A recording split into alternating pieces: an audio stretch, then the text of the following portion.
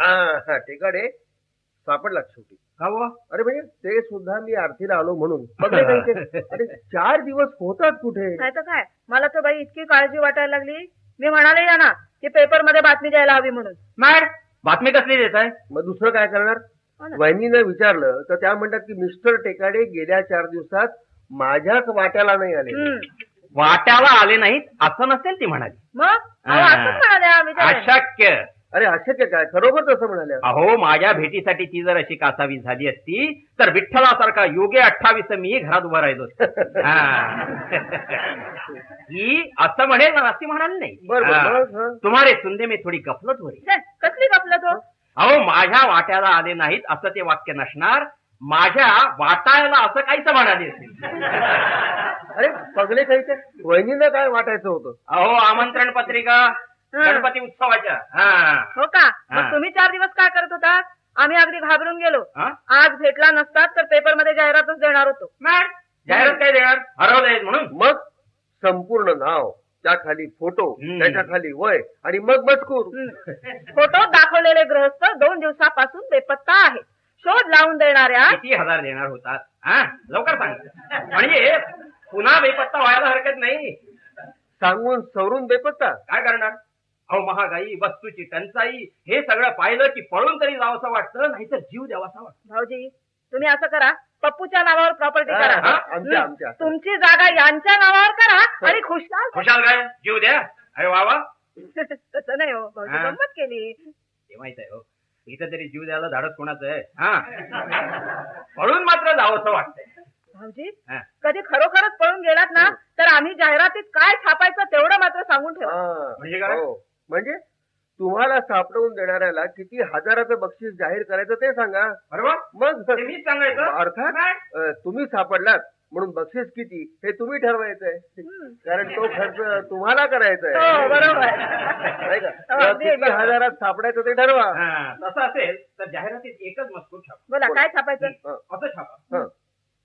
प्रिय टेकाडे, तुम्ही जिथं असाल तिथून ताबडतोब निघून या.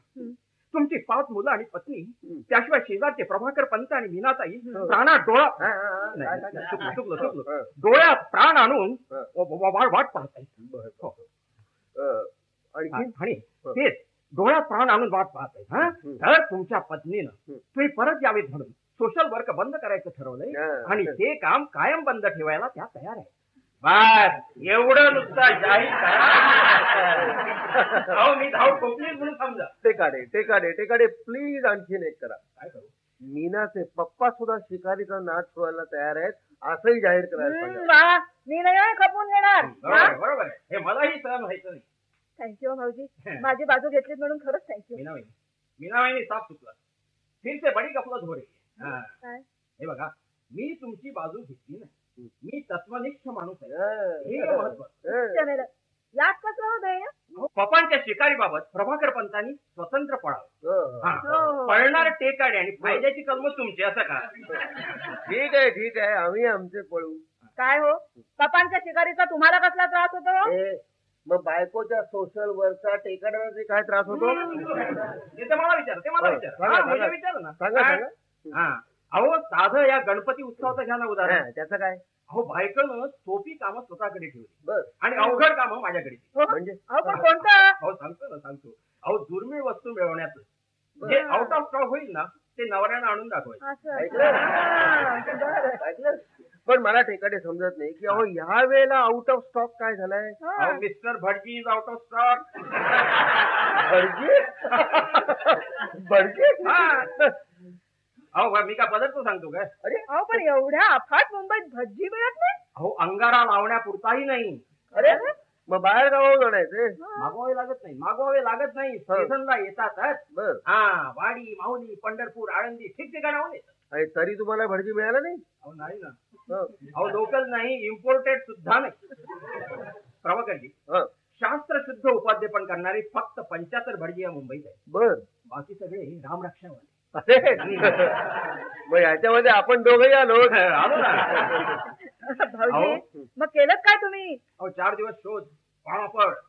अहो म्हणून तर या धावपळीला कंटाळून जीव देणार होतो, पण सूज्ञपणा तो विचार आवडला. सूज्ञपणानं म्हणजे कसा? समजा म्हटलं याने समजू आपण जीव दिला आणि खरोखरचे त्याप्रमाणे आटोपलं. हो नंतरच क्रियाकर्म सांगायला पण भटजी मिळायचा नाही. हा प्रॉब्लेम आहे. अहो भटजी नाही तेव्हा जगायला हवं. करेक्ट. आणि जिवंत राहिलो म्हणून भटजी शोधणं आलं. प्रभाकरजी हमको जाहीर करने में बहुत आनंद होता है की आम्ही भटजी मिळवला. काय म्हणताय काय भाऊजी? खरं? हो त्याच्या सगळ्या अटी मान्य केल्या. मग भटजी का मिळणार नाही? पण अटी म्हणजे नक्की काय? मी दक्षिणा जास्त घे असं गुरुजी म्हणाले. ती अट मी मान्य केली. आणखी मी आरती होईपर्यंत थांबणार नाही. मी ठीक आहे म्हणाल. बरं आणखीन? तुमच्या घरची पूजा सांगून झाली म्हणजे पुढच्या घरी जाण्यासाठी मला टॅक्सी लागेल. म्हटलं मान्य. संपल्या का अटी? हा शेवटची अट. मी पूजा सांगण्यासाठी पहाटे 2:30 वाजता येईल. पहाटे 2:30? आणि तुम्ही ते मान्य केलं? अहो करणंच पडा. क्या करेगा? हो पण म्हणजे यजमान कोण? तुम्ही का भटजी? भटजीच यजमान. अरे पण पहाटे 2:30 वाजता पूजा केली? हो याने बाई. Yes yes yes. हो पण भाऊजी तेव्हा तरी भटजी वेळेवर आले का? अहो मी आणायला गेलो होतो ना रात्री 2:30 वाजता. नाही हो. अहो संध्याकाळी काय झालं, संध्याकाळी 7 वाजता गेलो. भाऊजी सगळं नीट सविस्तर सांगा. सांगतो शांतीचे तुम्ही. गुरुजींना स्मरण द्यायचं म्हणून संध्याकाळी 7 वाजता त्यांच्या घरी गेलो. तिथं भटजींना नेण्यासाठी 7-8 माणसं आधीच येऊन बसली होती. म्हणजे रात्री 2:30ची वेळ मान्य करूनही भटजीची गॅरंटी नव्हती. काय केलं? गुरुजींना चक्क पळवलं. अरे काय सांगता काय? दुसरं काय करणार? अरे पूर्वीच्या काळात तुमच्या नाटकवाल्यांनी नट पळवले, नट्या पळवल्या, दिग्दर्शक पळवले. हम भी कुछ कम नहीं, हमने भटजी को पळवाया. हो पण भाऊजी त्या भटजीला ठेवलं तरी कुठे? हो सांगतो ना. अहो त्याला टॅक्सीत घातलं आणि सरळ हॉलवर घेऊन आलो. षण्मुखानंद थिएटर. काय होतं? हो तिथं मानापमान. 2 धैर्यधर, 2 भामिनी वादक. मलाही पाहायचं होतं. कशाला? हो आपल्या वाडीत तेच नाटक व्हायचंय ना गणपती उत्सवात. म्हटलं कंपनीचा पाहावं त्यापूर्वी. आणि भटजी आले तुमच्या बरोबर? नाही आला. काय झालं, नाटक संपलं 1:30 वाजता. घरी आंघोळ वगैरे साठी पाणी तापून तयार ठेवलंच होतं. भटजींनी पूजा सांगितली आणि गेले. मोठ्या अजबच दिसता भाऊजी तुम्ही. दुसरं काय करणार? दुसरा काही उपायच नव्हता. भटजी पळवण्याची पाळी यावी ना. बहिणी कलियुग बरं हे कलियुग. पुढे आणखी काळ कठीण येणार आहे. अगदी खरं. अहो लग्न मुद्दीना पण भटजी मिळणं कठीण अहो लक्षात आलं ना? आलं. भाऊजींनी सांगितलं ना. म्हणून मी ठरवलं की आपण लग्न करायचं नाही आता. अहो तुम्हाला कोण लग्नाचं विचारताय? कुणाचीही मुलगी वर आलेली नाही. मी पप्पू बद्दल बोलते. अरे पण तू सुद्धा कमाल करते. पुढे भटजी मिळणार नाही म्हणून पप्पूचं आता 5व्या वर्षी लग्न करायचं का? अहो लग्न नाही म्हणत आहे मी. अहो पण मुंज तरी करूया की नाही? एवढी पाळी यायची नाही. अहो तोपर्यंत आपलं सरकार गप्प का बसणार आहे का? काय टेकडे काहीतरी बोला. ह्याच्यामध्ये सरकार काय करणार आहे? काय करणार? अहो भटजीच्या व्यवसायाला संरक्षण दे. काय भाऊजी काय बोलताय? नाही हो मी सांगतो ना. अहो मी सांगतो त्या व्यवसायाचं राष्ट्रीयकरण करायचं. भटजीच्या राष्ट्रीयकरण? ओरडा. मग कुणीच तो व्यवसाय करणार नाही. हो सरकार सवलती जाहीर करील. भटजी होईल त्याला प्राप्तिकर नाही. त्याला शालेय शिक्षणच नव्हे तर महाविद्यालयीन शिक्षण पण मोफत मिळेल. एकच विषय ठेवायचा फक्त संस्कृत, इतिहास, भूगोल, गणित सगळी cut cut cut cut cut. अरे दक्षिणा मिळते ती तरी मोजायला यायला हवी का नको? हो तेवढं शिकवतील. तेवढं शिकवतील. हे बघा काय होईल माहितीये, त्यांची स्वतंत्र कॉलनी बांधते. हो भटजी नगर म्हणून. बिलकुल. मग काही प्रश्न पडेल का? पण राष्ट्रीयकरण केल्यानंतर काही प्रॉब्लेम नाही. तरी पण भटजी मिळवण्यासाठी खटपट करावी लागणार नाही. सरकारलाच अर्ज करायचा. सरकारला म्हणजे कुणाला? अरे असं काय करताय? एखादा मंत्री तेवढ्यासाठी नेमतीलच की. सचिवालयात अर्ज करायचा. अर्जदाराचं नाव, पत्ता, धार्मिक कार्याचा तपशील, तारीख वगैरे वगैरे. 9 कॉपी. अहो पण ही कशी आली बेस्ट आयडिया. भटजी हवा म्हणून तिथेही कुणाचा तरी वशिला लावायची वेळ येईल. तसं व्हायचं, पण सगळ्यांची सोय होईल की नाही. बस टेकाडे, तुम्ही ही योजना राबवा. तुमची सोशल वर्कर बायको 5,000 सह्या मिळविल. सरकार ही योजना हातात घेईल. ठिकठिकाणी सरकार मान्य पुरोहित केंद्र उघडण्यात येतील. तुमचं आपलं काहीतरी का? अहो हे काय दूध केंद्र का आहे? जवळजवळ तसं. हे बघा प्रभाकरजी, तसं जर खरोखरच झालं ना तर मात्र कहर होईल तुम्हाला. कहर कसला आलाय? अहो भटजी ग्रेड तयार होती. बर. म्हणजे कसे, सत्यनारायण पूजेचे भटजी, बर, लग्नाचे भटजी, थोडक्यात म्हणजे थोडक्यात टोन भटजी आणि होल भटजी. हे पा तुम्ही टिंगल करता पवित्र गोष्टींची. पवित्र गोष्टीची टिंगल नाही हो मॅम. टिंगल नाही तर काय? सरकारी संरक्षणाची इथं काय गरज हो? अहो मीना वहिनी, आपल्या सगळ्या सणांची उत्सवाची आज हीच अवस्था झाली. आम्हाला आमच्या सांस्कृतिक सोहळ्यासाठी पोलिसांची मदत घ्यावी लागते. ही केवढी नामुष्कीची गोष्ट आहे. एकदम बरोबर. तरी देखील तुम्ही कशाबद्दल बोलताय? अहो गोकुळाष्टमीला दहीहंडीचं काय होतंय आम्ही नाही का पाहत आपण? मी नाही देतो धांगडधिंगा पाहत. हे पहा, तुम्ही पण त्याला धागडधिंगा म्हणता, तसाच प्रकार आहे. गोविंदावर पाणी न टाकता चांगल्या लोकांना खेळायचं, फुग्यात पाणी भरून ते पोरीना मारायचं, अचकट विचकट बोलायचं, ह्यातून आनंद मिळतो का? भाऊजी मला एक सांगाल का? रस्त्यावर एवढी हुल्लडबाजी जर चालते तर या पोरीनी तरी घरातून बाहेर का पडावं? स्वतःची विटंबना स्वतःच करून घ्यायची, या मूर्खपणाला दुसरं काय म्हणायचं? अगदी करेक्ट. पण मीना लक्षात ठेवा, यंदा असं काहीही घडलेलं नाही. कैसा घडेगा? चाळीतून एक पोलीस होता. म्हणूनच म्हणालो की पोलिसांची मदत घ्यायची आणि त्याला सांस्कृतिक कार्यक्रम म्हणायचं, यात अर्थ आहे का? अहो जे गोकुळ अष्टमीचं तेच गणेशोत्सवाचं मॅड. टेकाडे, तुम्ही म्हणता ती गोष्ट बरोबर आहे. सरकारने ही योजना राबवायला सरकार मान्य भटजी केंद्राची ना. मला नाही आवडणार. मला आवडली. इतकंच नव्हे तर या क्षणी मी एक निश्चय करून टाकलाय. कसला निश्चय केलाय? असं बघ मी ना, जी वस्तू दुर्मिळ असते तिचा भाव वाढतो. बरोबर. मग पुढे तेव्हा पप्पूला मोठेपणी भटजी करायचं. वा वा वा वा वा, बेस्ट आयडिया, बेस्ट आयडिया. मला मुळीच आवडणार नाही. मला आवडेल. नुसतं संस्कृत ठेवलं की सोपं. नाहीतरी टेकाडे, पप्पू मीनाच्या वळणावर गेलाय काय ग? अर्थात. हो ना. म्हणूनच इतिहास, भूगोल, गणित आनंद आहे. ठरलं. पप्पूला मोठेपणी भटजी करायचं मी ठराव मांडतो. मी अनुमोदन देतो. भाऊजी तुम्हाला मान्य आहे? अहो काय विचारताय, एकदम मान्य. मला मग भटजी शोधायला त्रास पडणार नाही. म्हणजे माझ्या 5 मुलांचा प्रॉब्लेम मिटला.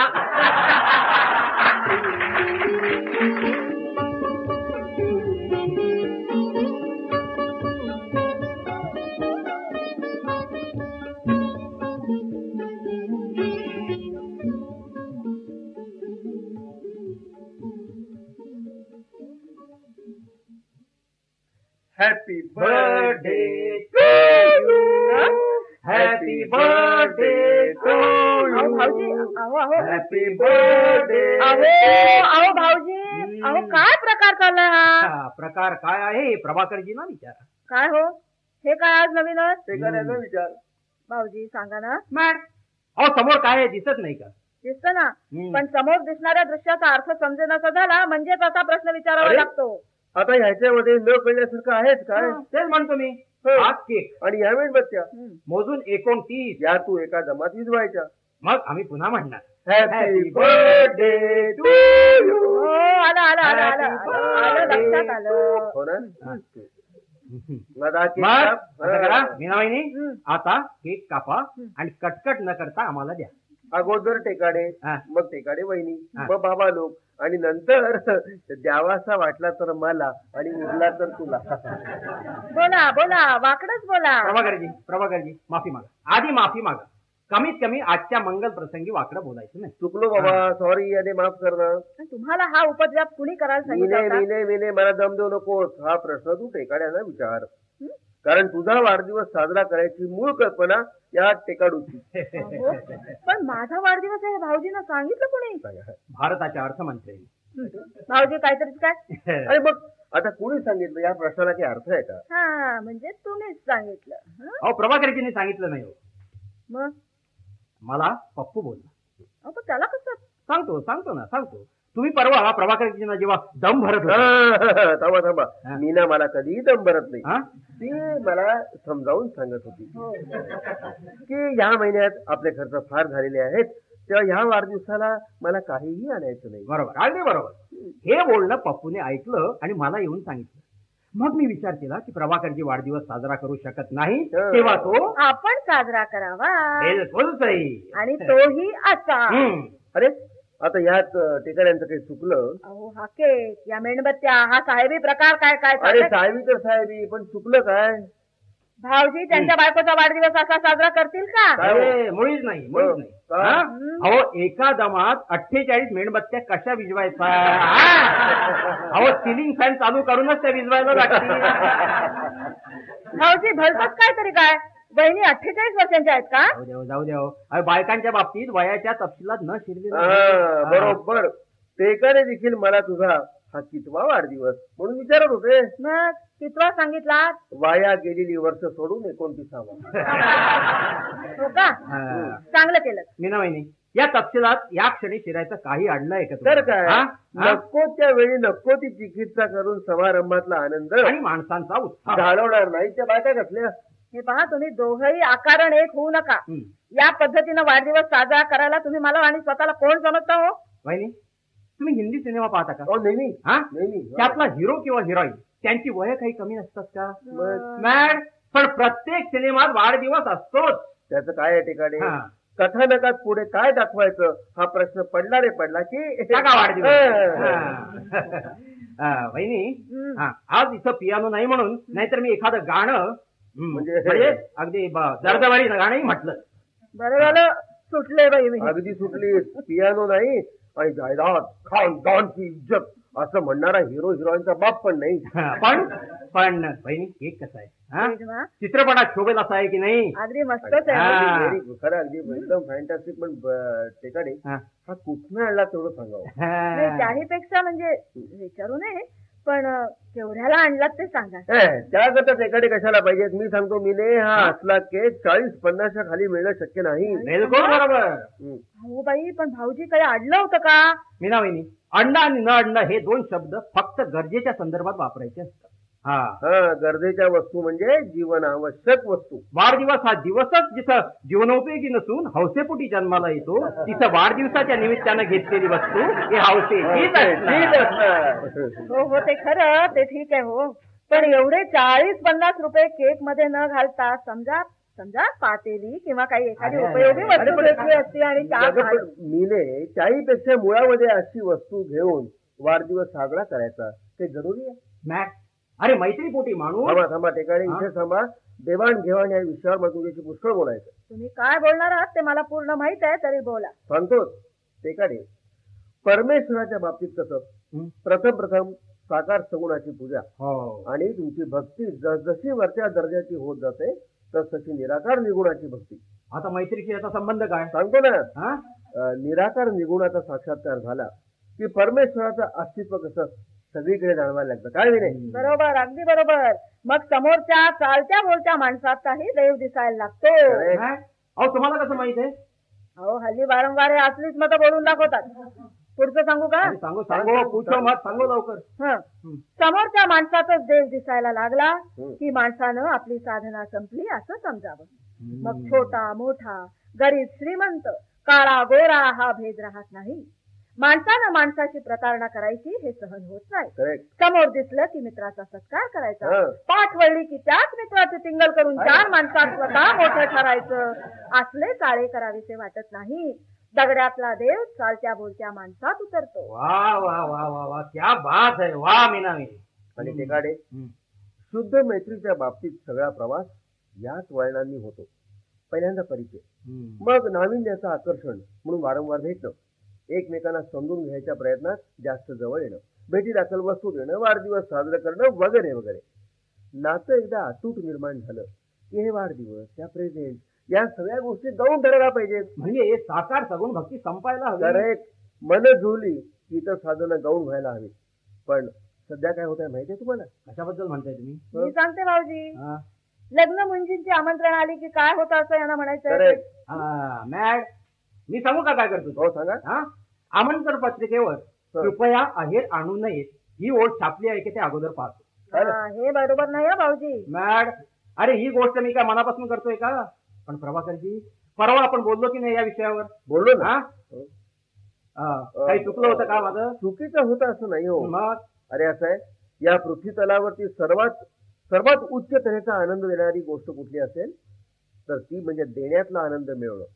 जे जवळ असेल ते यथाशक्ती लुटवणं हा मोठा आनंद. खरंच भाऊजी, या आनंदाची कोणत्याच आनंदाची बरोबरी होऊ शकणार नाही. पण करणार काय मीना वहिनी? या आनंदालाही तुम्ही आणि आम्ही मुकत चाललो आहोत.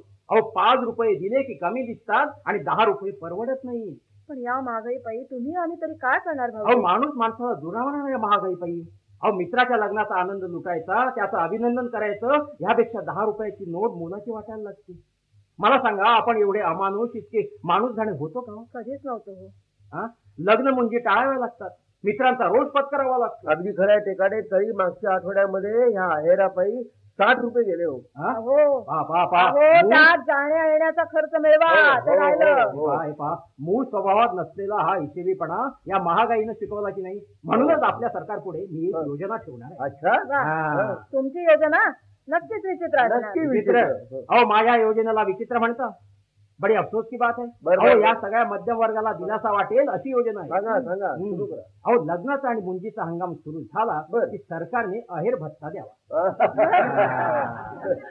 वा टेकाडे, या हिशोबाने तुम्ही आंब्यांचा हंगाम आला की आंबा भत्ता द्याल. पावसाळ्यात रेनकोट भत्ता मागाल. मग तुम्ही आम्ही करायचं काय? आणि दिवाळीत फटाके भत्ता सांगा, नाही तर करायचं काय? आपण मंगल कार्याला उपस्थित राहायचं आणि आहेर न करता परत यायचं. भेटीपेक्षा भेट महत्वाची. अहो हेच पटत नाही. लोक काय म्हणतील? तुमचं चुकतंय ते इथेच चुकतंय. अरे तुमचा मित्र नातेवाईक तुम्हाला जे आमंत्रण पाठवतो ते तुम्ही काही चाल म्हणून पाठवतो की काय? असं म्हणणं म्हणजे सगळ्यांच्यावरती अन्याय करण्यासारखं आहे. हे तुमचं नेहमीच सांगू नका हो. काही न देणं हे तर विसराच. पण भाऊजी मी सांगते, एखाद्या व्यक्तीनं फार मोठी रक्कम पाकिटात घातली नाही तर त्याच्यावरच चर्चा होते. बरोबर होते. आमच्याला ऐपत नव्हती का? दाराची गाडी आहे, पाकिटात 5 रुपये टाकणं शोभलं का त्याला? असं होतं, मी नाकारत नाही. बघा, कमी दिल्यासारखं वाटलं तरी ही अवस्था. मग मुळीच काही दिलं नाही तर काय होईल? बोला टेकाडे, काय होईल? माझी अहेर भत्ता ही योजना मान्य झाली तर आपण सर्व यातून मुक्त होऊ. हो ना? म्हणजे या जन्मी काही आशा नाही. प्रभाकरजी टाळी द्या. बोला. नवी योजना. आपल्याला ही सोपी आणि सरकारला पण ताबडतोब सांगून नका. हे बघा, पगार वाढवून मागितला की सरकारला ती झेपत नाही. बरोबर आहे. पण एखादी गोष्ट बंद करा असं सांगितलं की त्याला वेळ लागत नाही. तेव्हा सरकारनं अहेर बंदी आणावी आणि अहेर देणं किंवा घेणं याला कायद्यानं बंदी असते. त्याच्यातून काळा आहेर द्यायची प्रथा सुरू होईल. मग सरकारची जबाबदारी आणखीनच वाढेल. तर काय? चोरट्या सोन्याच्या आयातीवर धाड घालायची का चोरट्या आहेर पकडायचं हे सरकारला कळायचं नाही. हे काहीच नाही. त्याच्यामधून काही बडी माणसं म्हणजे जी माणसं मोटारी आहेर करतात ती सुटायची आणि आयुष्यामध्ये केव्हा तरी असा एखादा केक काढणारा टेकाडे सापडायचा. कोणी खावा की?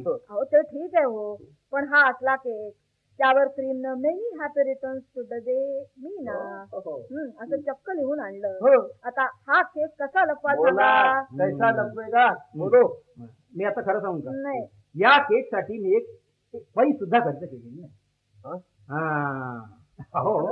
एक कंत्राटदार आमच्या साहेबाला भेटायला आलं लक्षात. म्हणजे भाऊजी तुम्ही सुद्धा असला व्यवहार करायला लागलात. काय करणार? मला गरज होती आणि त्याला ऐपत होती. हो का? एकदा लाच घेतली पुन्हा घेऊ नका. मीने आता भाऊजींना विसर. दारू सोडण्याची वेळ ज्याप्रमाणे पहिला थेंब घेण्यापूर्वीची असते त्याचप्रमाणे लाच घेण्याच्या बाबतीत सुद्धा तेच असतं. बरोबर. म्हणूनच मी आता ठरवून टाकलंय की समाजातलं स्थान वगैरेवर विचार करायचा नाही. सरळ पैसा खायचा. ऐपत आली की आपोआप पद प्राप्त होते. आता सगळे शब्दार्थ बदलायला हवे. जो लाखो रुपयाची लाच खातो तो मोठा, जो 5,000 रुपयाची खातो तो छोटा. ऐकलं? असं झालंय तर काय करणार? मी सरकार समोर योजनाच ठेवणार आहे. अरे देवा, पुन्हा योजना आली. सांगा. हे बघा झोपडपट्टी नाहीशी होणार नाही. आता सरकार, महानगरपालिका या सगळ्यांना मान्य केलंय की नाही? सगळ्यांनी हो केलंय ना. सगळ्यांनी मान्य केलं. म्हणून तर झोपडपट्टीतनं वीज आणि पाणी पुरवठा पण सुरू केलाय. त्याचप्रमाणे लाच देणं आणि लाच घेणं यालाही सरकारी मान्यता द्यावी. वा, म्हणजे सावळा गोंधळ विचारायलाच नको. का का? सगळ्यांना पुरण मोकळं. अरे पण सामान्य जनतेची दिशाभूल आणि बुद्धिभेद तर दूर होईल. म्हणजे काय होईल एक्झॅक्टली सांगा बरं. एकीकडे चोरटं सोनं, बरं. घड्याळ, टेप रेकॉर्डर, ट्रान्झिस्टर पकडायचे आणि दुसरीकडे फुटपाथवर राजरोसपणे ह्या वस्तू विकणाऱ्या फेरीवाल्याला काहीही करायचं नाही. हो बाई, हा, रेशनिंग वरती भिकार तांदूळ आणि दारावर बदली तांदूळ देणाऱ्या बाईजवळ चांगला तांदूळ. म्हणूनच म्हणतो की लाच देण्या घेण्याला कायदेशीर परवानगी द्यावी.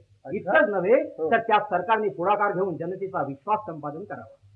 सरकारने पुढाकार घ्यायचा हा, लाच घेण्यामध्ये अरे बघा, ही योजना आणि जनतेचा विश्वास पण संपादन हा. करायचा. म्हणजे काय करायचं? म्हणजे ती योजना मी आता परवाच तुम्हाला सांगितली ना, की मी त्या महिन्याला सांगून टाका बघू. त्याच्याबद्दल म्हणताय हो. हा. विने तेकडे काय म्हणतात माहितीये का? हा, काय एक मोठं सहकार भांडार उघडायचं. बरं. आणि त्याच्यावर बोधवाक्य लिहायचं, बिना लाच नाही आत. हो. म्हणजे काय समजलं का? काय? लाच दिल्याशिवाय काम करायची आस निर्माण होत नाही असं समजलं, म्हणताय. समजलं.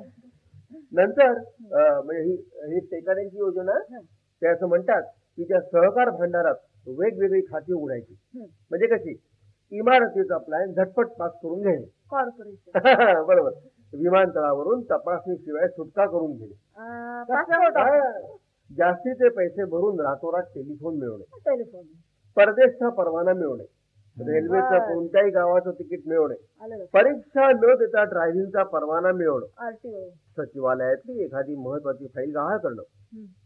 हयात नसलेल्या माणसाचं रेशन कार्ड मिळवणं. Rationing office.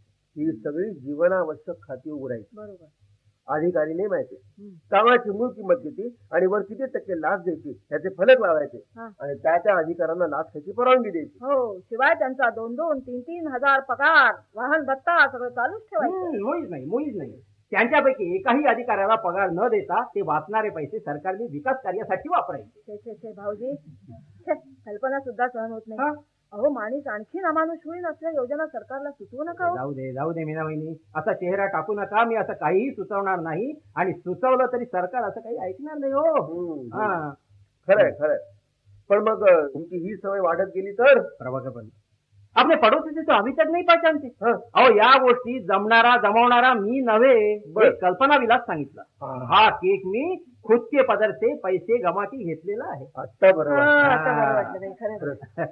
आपल्या नात्यातले, परिचयातले, मित्र वर्तुळातले सगळे शुद्ध असावेत असं मला नेहमीच वाटतं. बहुत अच्छा बोला मीना वहिनी. हीच भावना आणखी विशाल करा आणि सगळं राष्ट्र तसं शुद्ध होऊ दे असं म्हणत नव्या वर्षात पदार्पण करा. आणि तेवढा केक फक्त लवकर कापा. Happy birthday to you. Happy birthday.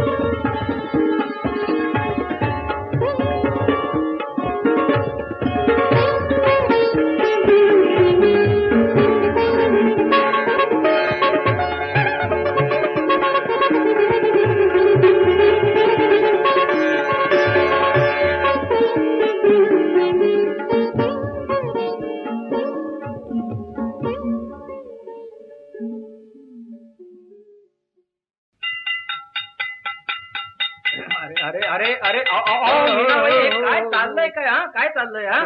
तुमच्या दोघांचं लक्ष वेधून घेण्याचा प्रयत्न. पायलट टेकाडे आलं प्रत्यंत. आलं. अरे पण पूर्वीसारखी गोड हाक मारली असती तर आम्ही ऐकली नसती का? त्याच्याकरता थाळी कशाला बनवायला पाहिजे? म्हणजे कशी? बर का, ऐकलत का? हो, त्या काळातले पुरुष निराळे होते. हो का? हा. अहो ऐकलं का असं म्हणायची खोटी त्याला ते लगेच ऐकायला यायचं मग आणि आता शंख गेला तरी काही ऐकत नाही. पाहिलं म्हणून शुक्रवार पासून मीनानं बोलायचं सोडून दिलंय. आणि तिकडे शंकराच्या देवळात गेल्यावर प्रथम घंटानाद, मग शंभो अशी आरोळी, मग पुन्हा घंटानाद. बरोबर. त्याप्रमाणे मीना वाक्याच्या सुरुवातीला आणि वाक्य संपल्यावर थाळी बडवत राहते. प्रभाकरजी मी येतो. अहो तुमच्या हातात जोपर्यंत थाळी आहे तोपर्यंत मी इथं थांबणार नाही. अरे पण मला वाटतं तुम्ही माझाच निषेध करताय. अरे पण तुमचा संबंध काय? अहो माझा संबंध नाही ना, मग माझ्या समोर थाळी बडवण्यात काय अर्थ आहे? ते काढे खरं सांगू का? हा सांगा. अर्थ कशातच उरलेला नाही. मग पुरुष जेव्हा असली विधानं करतो तेव्हा बायकांना हातात थाळीच घ्यावी लागते. अहो मीना वहिनी, हातात थाळी घेण्याबद्दल आमची मुळीच ना नाही, पण ती द्रौपदीची थाळी असावी. इच्छा चांगली आहे हो ते काढे. इच्छा चांगली आहे पण ते अशक्य आहे. सामान्य लोकांच्या हातात ती थाळी आली ना की ती बडवायचीच होणार. करा करा, तुम्हाला किती आमची टिंगल करायची आहे ना तेवढी करा. पण हे आंदोलन काही वाया जाणार नाही, लक्षात ठेवा. म्हणजे नक्की काय होणार हो? आता ते अगोदर कसं सांगता येईल? म्हणजे नाटकाच्या नांदीची घंटा म्हणजे संपूर्ण नाटक नव्हे. आता बायका रणांगणात उतरले तेवढं लक्षात ठेवा. असं एकदम पुण्यासारखं बोलू नका हो मॅड. नाही ते काढे ह्यात मीनाची चूक नाही हो, आपण तिला माफ करूया. लेकिन क्यों? अरे क्यों म्हणजे त्याचं काय झालंय, शुक्रवारी थाळ्या बडवून बडवून तिच्या कानात दडे बसले. त्यामुळे आपण स्वतः काय बोलत आहोत हे तिलाच ऐकू येत नाही. जाऊ नका इथे इथे इकडे मी बसणार नाही. मी भलत सरत मुळीच ऐकून घ्यायची नाही, मी चालले. म्हणून पळून जाणार मॅड? अरे ह्याला काय राजकारण म्हणतात? मला नाही माहित. काय माहिती म्हणजे काय? राजकारण कशाशी खातात हेही मला माहिती नाही. थाळी हातात घेऊनच राजकारण खातात.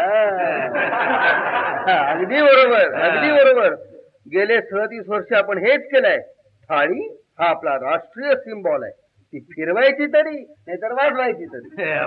प्रभाकरजी, तुम्ही सुद्धा आता विरोधी पक्षाच्या पुढाऱ्यासारखं बोलायला काय काय चुकीचं काय बोललो पण सांगा. काय बोललात? काय 25 वर्ष आपण भिक्षांदेही केलं मान्य आहे, पण प्रत्येक वेळी सरकारी धोरण चुकीचं होतं म्हणूनच घडलं असं तुम्ही म्हणणार आहात? नाही, तुम्हाला काय म्हणायचंय ते स्पष्ट म्हणा. म्हणणारच आहे. आज मी फार स्पष्ट आणि कटू बोलणार आहे. कारण माहितीये? मुळीच नाही. तुम्हाला मला कसं कळणार? अहो तुमच्या थाळी पिटण्यामुळे मी खडबडून जागा झालो. होय ना? मिने मिने मिने मिने मिने उगीच अमकी तमकी की जय असं म्हणायची काही करू नकोस. हो अहो, पण हा आमच्या थाळीचा विजय आहे. एवढ्यात निष्कर्ष काढू नकोस. बाबा असं कसं? भाऊजी खडबडून जागे झाले की नाही? मॅट, मला उठवण्यासाठी साऱ्या देशानं थाळी आंदोलन करण्याची गरज नव्हती. तर काय? मग नुसतं टेकाडे वहिनी आल्या असं म्हटलं की ते ताडकन उठतात. पण मंडळी, यावेळी आलेली जाग फार निराळी. सांगून टाको. मला जशी जाग आली ना तशी प्रत्येकाला यायला. हो, पण म्हणजे कशी? कुणीही पुकारा करायचा, आंदोलनाचा इशारा द्यायचा आणि आपण त्यात सहभागी व्हायचं, हे थांबायला हवं. पण भाऊजी याला जबाबदार कोण? सांगा. अहो घटकावर धरून चालू की सरकारच जबाबदार आहे? घटकावरच का? ऑल राईट, सरकार कायम जबाबदार असं गृहीत धरू. पुढे आता सांगा, थाळ्या बडवल्यात, पुढे काय झालं? पुढे काय झालं ते मी सांगतो. गिरगावात 40, दादर प्रभादेवीला 28, उपनगरात 71. लक्षात आलं. आकडे नको नको तसे उपलब्ध आहेत ते सांगतोय. आणि ठाणे भिवंडी वसई भागात 16. एवढ्या थाळ्यांचे बडवून द्रोण झाले. ज्यांच्या मालकीच्या त्या थाळ्या होत्या त्या गृहिणी कॉलनीतल्या गल्लीतल्या पोरांशी आता भांडत बसले. तुम्हाला माहिती नसलेली आणखीन एक माहिती उपलब्ध करून देऊ का? अवश्य. सभेला या सहकार्याबद्दल आनंदच होईल. बरं का भाऊजी, थाळी बडवायला काही पोरांनी रवी नेली होती, तर त्या रवीचे 2 तुकडे. मॅड, आता यात मॅड काय? अहो माझ्या समोरचा तपशील फार निराळा आहे.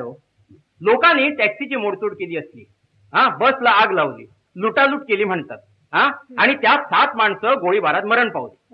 बसचं भाडं वाढलं की आंदोलन, पुन्हा त्या आंदोलनात देशाच्या म्हणजे स्वतःच्या संपत्तीचं विल्हेवाट लावायची.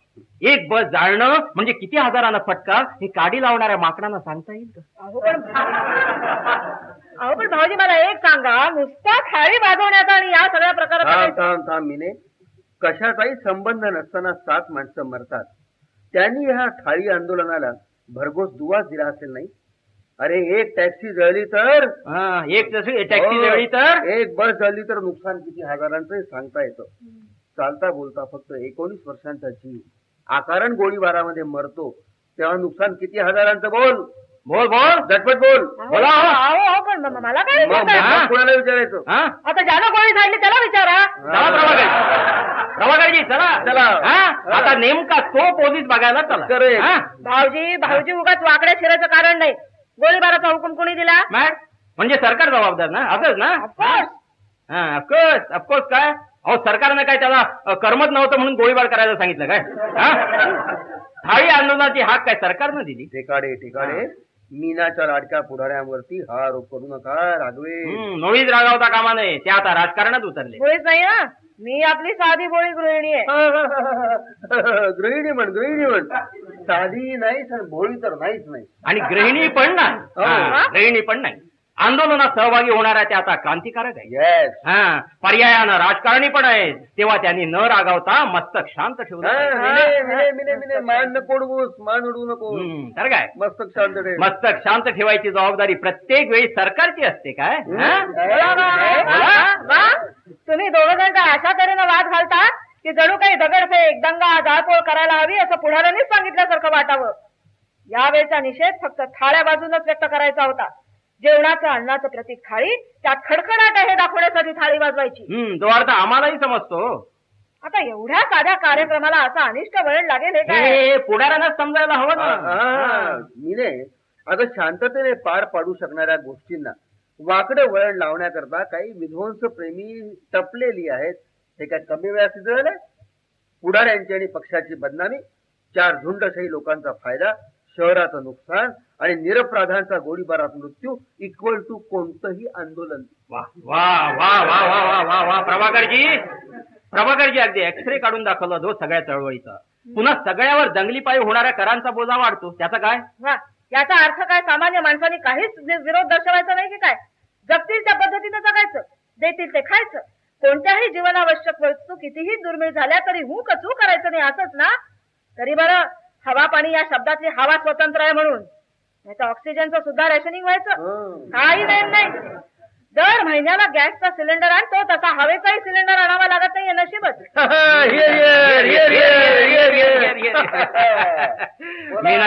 मीनाबेन एम गुस्सा નથી કરવાનો. उत्तर द्या. कशाला घालताय? उत्तर कशाचं हवंय? कशाचं हवंय? सामान्य माणसाने काय करायचं या प्रश्नाचं मीनाला उत्तर हवंय. ते उत्तर फार कटू आहे. त्यात कटू काय असायचं? अहो ज्या कार्यात चळवळीत प्रत्येक माणसाला निश्चित स्वरूपाचं काम करावं लागतं ती चळवळ सगळ्यांना नकोशी असते. म्हणजे काय भाऊजी? त्यांना काय म्हणायचंय ते मला माहित आहे. गेली काही वर्ष ज्याला आपण जनता म्हणतो त्या जनतेला फक्त की जय एवढंच म्हणायची सवय लागली. नुसतं की जय नाही प्रभाकरजी, तर त्याशिवाय कुर्सी छोड दो, नाही चलेगी. आलं लक्षात? म्हणजे नुसत्या घोषणांची सवय असंच ना? बिलकुल बरोबर. तुमचं उत्तर काय आहे त्याला? अहो सामान्य माणसाने काय करावं आणि ज्यांना केवळ निवडणुकीसाठी कार्य करायचं म्हणजे काय म्हणायचं?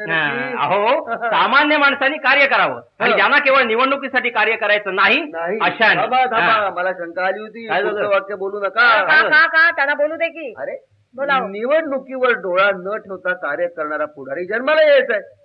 उगीच कशाला कोण लष्करच्या भाकऱ्या भाजी. पण तरी त्यांना ते काय सांगायचं ते सांगू दे ना. ऑल राईट बोला बाबा. अहो सामान्य माणसाला फार असामान्य कार्य करता येईल. अरे पण कसं सांगू का? हो त्यांना नेमून दिलेलं काम त्यांनी 8 तास करावं. बर मग कोणत्याही क्रांतीची गरज नाही. मीनावहिनी परवा एका ऑफिसात गेलो होतो तुम्हाला सांगतो. एका म्हणजे कुठे? कॉर्पोरेशन मध्ये हो. अच्छा. तर बडे बडे ऑफिसर ऑफिसच्या वेळेत कोडी सोडवीत बसले होते. सहज शक्य नाही. आमची दामल्यांची प्रमिला मला भेटली होती ना, सांगत होती माझी नोकरी एकदम आरामात चालली आहे. तिला म्हणे घरी असताना घरातलं काम करण्यापायी वेळच मिळायचा नाही. पण सचिवालयात जायला लागल्यापासून एका महिन्यात तिनं नोकरी सांभाळून म्हणे 3 स्वेटर्स विणले. थापा मारते हो, थापा मारते तिच्या. अहो थापा नाही, तिने प्रत्यक्ष स्वेटर्स दाखवले मला. याचा अर्थ नोकरी सांभाळून स्वेटर्स केले असा नाही गो. स्वेटर सांभाळून नोकरी केली. बरोबर, मला हेच म्हणायचं होतं. अरे आमच्या ऑफिसात धमाल चालते, धमाल. जवळजवळ 7 ते 8 माणसं त्यांच्या युनियनचं काम ऑफिसात बसूनच करतात. ऑफिसने काय काय कर्तव्य बजावणं आवश्यक आहे ह्याची सारखी यादी चालू असते. मला सांगा, हे ऑफिसचं काही देणं लागतच काही देणं लागत नाही. असंच म्हणायला हवं. मग आता कॉर्पोरेशन मधलं उदाहरण बघा. फिरतीच्या नोकरीसाठी एका ऑफिसरला मोटरचा भत्ता मिळतो, हा. त्याला 500 रुपयाच्या वर. हं, तर या ऑफिसरने त्याची मोटर चक्क पुण्याला ठेवली बरं. आणि अनेक दिवस तो हा भत्ता घेतोय. सगळ्या ऑफिसर्सना ही गोष्ट माहित आहे, पण कोणी कारवाई करत नाही. हेच तर दुःख आहे प्रभाकरजी. अहो मीनाबाईंनी, हे सगळे खरे समाजकंटक आहेत. यांना जाग कशी आणणार? हा, यांच्या विरुद्ध थाळ्या कुणी पिटायच्या? तुमचं चूक आहे असं म्हणत नाही, मग पण भाऊजी तुम्ही आज खास सरकारच्या बाजूने बोलतात. मुळीच नाही. मीनाबाईंनी, मी एक छोटा माणूस आहे. मी पुढाऱ्यांची पण पूजा करत नाही आणि सरकारची पण नाही.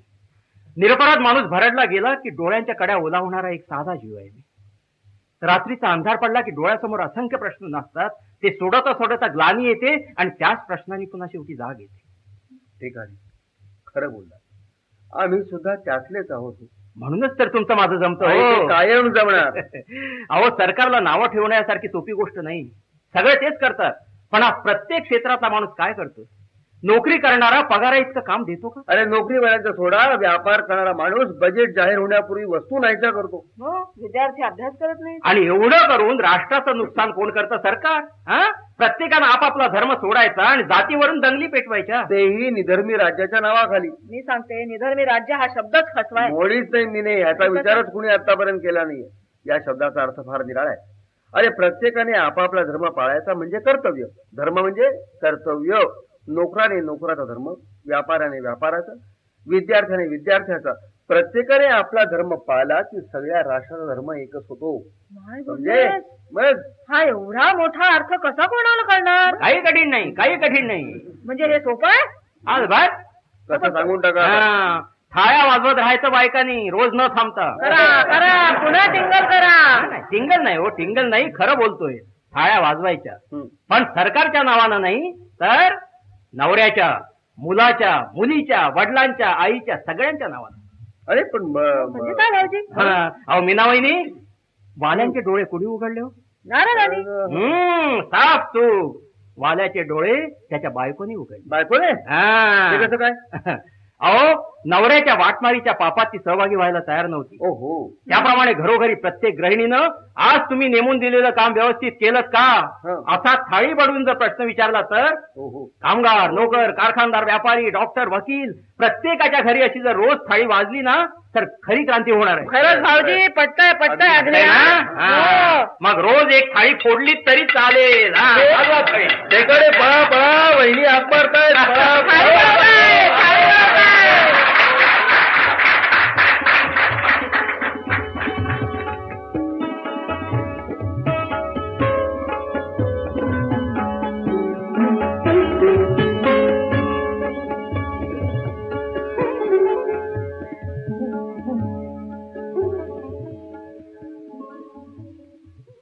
पाहिलं ना भाऊजी, 7 वाजले. 4 वाजेपर्यंत येतो म्हणून सांगून गेले. वहिनी, तुम्ही विसरताय, ही मुंबई आहे. इथं माणूस यंत्रावर अवलंबून आहे. एक गाडी चुकली की मोडला तास. म्हणून काय झालं? वर 3 तास झालेत की गॅलरीत फेऱ्या घालून घालून पायाचे तुकडे पडले. हे बघ, आपण आता जप करूया. जप काहीही जप करायची गरज नाही. अरे मग डोंबिवलीला जाऊन परत यायचं म्हणजे एवढा वेळ लागणारच. त्यातून गाडी आली ती सोडणार नाही. बाबा, हे सुद्धा मी म्हणालो. बरं, ते राहू दे. पण एवढं करून काम झालं की नाही हो? नाही. अरे लाटकर बहिणींनी मागच्याच महिन्यात गुळाची ढेप घेतली. अजिबात आहे. मग मला कशाला सांगून ठेवलं? मीने तुला त्यांनी एक्झॅक्टली काय सांगितलं होतं? अहो, मला त्या म्हणाल्या होत्या, मी जर एकदम गुळाची ढेप मागवली तर त्यातला 10 किलो गुळ घेणार होत्या. बर, तुमचं दोघींचं हे ठरवून किती दिवस झाले होते? अहो, असं काय करता? 4 महिन्यापूर्वी प्रमीच्या लग्नात नव्हत्या का भेटल्या? माझ्या नाही लक्षात. बघा भाऊजी, आता यात काय बघायचं? अहो, 4 महिन्यापूर्वी प्रमीच्या लग्नात लाटकरांच्या बहिणी भेटल्या हे यांच्या लक्षात नाही? प्रभाकर पंत, हे काही बरोबर नाहीये. अरे पण टेकाडे, त्या दिवशी लग्नात दिवसभर पप्पूला सांभाळून माझं काय झालं होतं सांगू? रिसेप्शनचा आईस्क्रीम ही तापत बसली होती. इकडे माझा फानूर आणि इकडे माझा फानूर राहिला होता. आता कोण कुठल्या राजकारण्यांच्या बहिणी त्या काय लक्षात राहतील? असल्या फालतू गोष्टी माझ्या लक्षात अरे राहतील. अरे अरे अरे अरे समोरासमोर आल्यावर मॅड सारखे भांडता काय? तुम्ही हा? निपक्षपातीपणाने सांगा, लाटकर बहिणी कधी भेटल्या हे लक्षात ठेवण्याच्या ऐवजी त्याने निरोप काय सांगितला होता हे जर या पतिपरायण वज्रचोडे मंडित सौभाग्यवती मीनाने लक्षात ठेवलं असतं तर 10 किलो गुळगुण डोंबिवलीला तडफडत गेलो असतो का मी. आता बाई माझ्या यात काय चुकलं? महिन्याच्या आत गुळ मिळाला तरच त्यांना तो हवा होता. वहिनी तुला तसं बोलल्या होत्या. 10 किलो नेलेला गुळ तसा परत आलाय माहित आहे. प्रभाकर पंत, या गोळ्याच्या ढेपीचं काय प्रकरण आहे? फार इंटरेस्टिंग सांगा ना आहे. पण. टेकाडेजी, हा. घर संसारात बचत व्हावी या शुद्ध सात्विक गोड हेतून मीनाने परवा कोल्हापूरहून येताना 150 रुपयाची ढेप आणली. प्रवासात त्या ढेपेसाठी हमालीपैकी 8 रुपये घालवले. म्हणजे मला ती ढेप 158 रुपये पडली. आता टेकाडे, जर ती ढेप 30 किलोची असेल. प्रभाकर पंत, कृपा करून गणित घालू नका हो. आमचं निष्पाप निरागस बालपण त्या गणितानं बरबाद केलं. हा. अय्या भाऊजी, हा. गणिताला एवढे घाबरता? ओ भीतो, लाजायचं कशाला? हा, गणित कच्चं म्हणून तर सगळ्या आयुष्याचं हे असं झालं ना. पण माझा गणित हा अत्यंत आवडता विषय होता. हम्म. म्हणून तर गुळाची ढेप कोल्हापूरहून आणली. किंमत ऐकली आणि तिथल्या तिथे हिशोब केला. स्वस्त पडते हे ओळखलं आणि मागचा पुढचा विचार न करता घेऊन टाकली. मग गेले 4 दिवस तो गुळ खपवायची खटपट का करताय? टेकाडे, ते मला विचारा. हम्म? गुळाची ढेप घेताना आपण मागचा पुढचा विचार केला नाही असं मीना आता म्हणाली. हम्म. त्याचप्रमाणे टेकाडे, गुळाच्या ढेपीबाबत मीनाने आतला आणि बाहेरचा पण विचार केला नाही. आतला आणि बाहेरचा मग मॅड, अरे याचा अर्थ काय? याचा अर्थ ती ढेप जशी बाहेरून दिसली तशी आतून नव्हती. म्हणजे काय? अहो, ती ढेप बाहेरून पक्की म्हणजे कडक होती, पण आत नरम म्हणजे साफ कच्ची निघाली. म्हणजे प्रभाकर पंत, बायकोच्या एक्झॅक्टली उलट म्हणा की. काही ना काहीतरी निमित्त काढून तुम्ही पुरुष बायकांच्यावर घसरला नाहीत असं कधी होतं काय? त्याला काय करणार? अहो, प्रपंचात असं चालायचं. मी नाही, पुरुष बायकांना सारखी नावं ठेवतात असं म्हणू नकोस. खुद्द बायकांबद्दल फार चांगले बोलताना कधी ऐकलंय? बोल बोल, बघू नको नुसते. अगं, आम्ही पुरुष बायकांच्यावर टीकास्त्र सोडत असूही पण बायकांवर प्रेम करणे कोण असतात? पुरुष. काय ठिकाणे, पण बायका मात्र बायकांचा केवळ मत्सरच करतात. अहो, लाखातलं बोलला प्रभाकरजी. जगाचा इतिहास पहा. पुरुषात भांडणं लावणाऱ्या कोण? बायका. आणि आपापसातही भांडणाऱ्या कोण? बायका. म्हणूनच कोणीतरी ती एक महान इंग्लिश लेखिका आहे बरं का, बरं का विनावणी? बोला. आपली ती असं म्हणते, ती म्हणते, मी बाईच्या जन्माला आले ते फार फार चांगलं झालं. त्यामुळे लग्न झाल्यावर मी दुसऱ्या एका बाईशी जखडले जाईन ही भीती राहिली. वा वा वा टेकाडे, हाय हाय हाय, लाजवाब बोललात. चिडू नको याच्यावर फक्त विचार कर. अगं, बायका कशाही असल्या तरी शेवटी पुरुष बाईशीच लग्न करतो की नाही? प्रभाकरजी, नुसतं लग्न नव्हे तर चक्क वर्षानुवर्ष संसार करतात. गुळाची ढेप असून कच्ची निघाली तरी.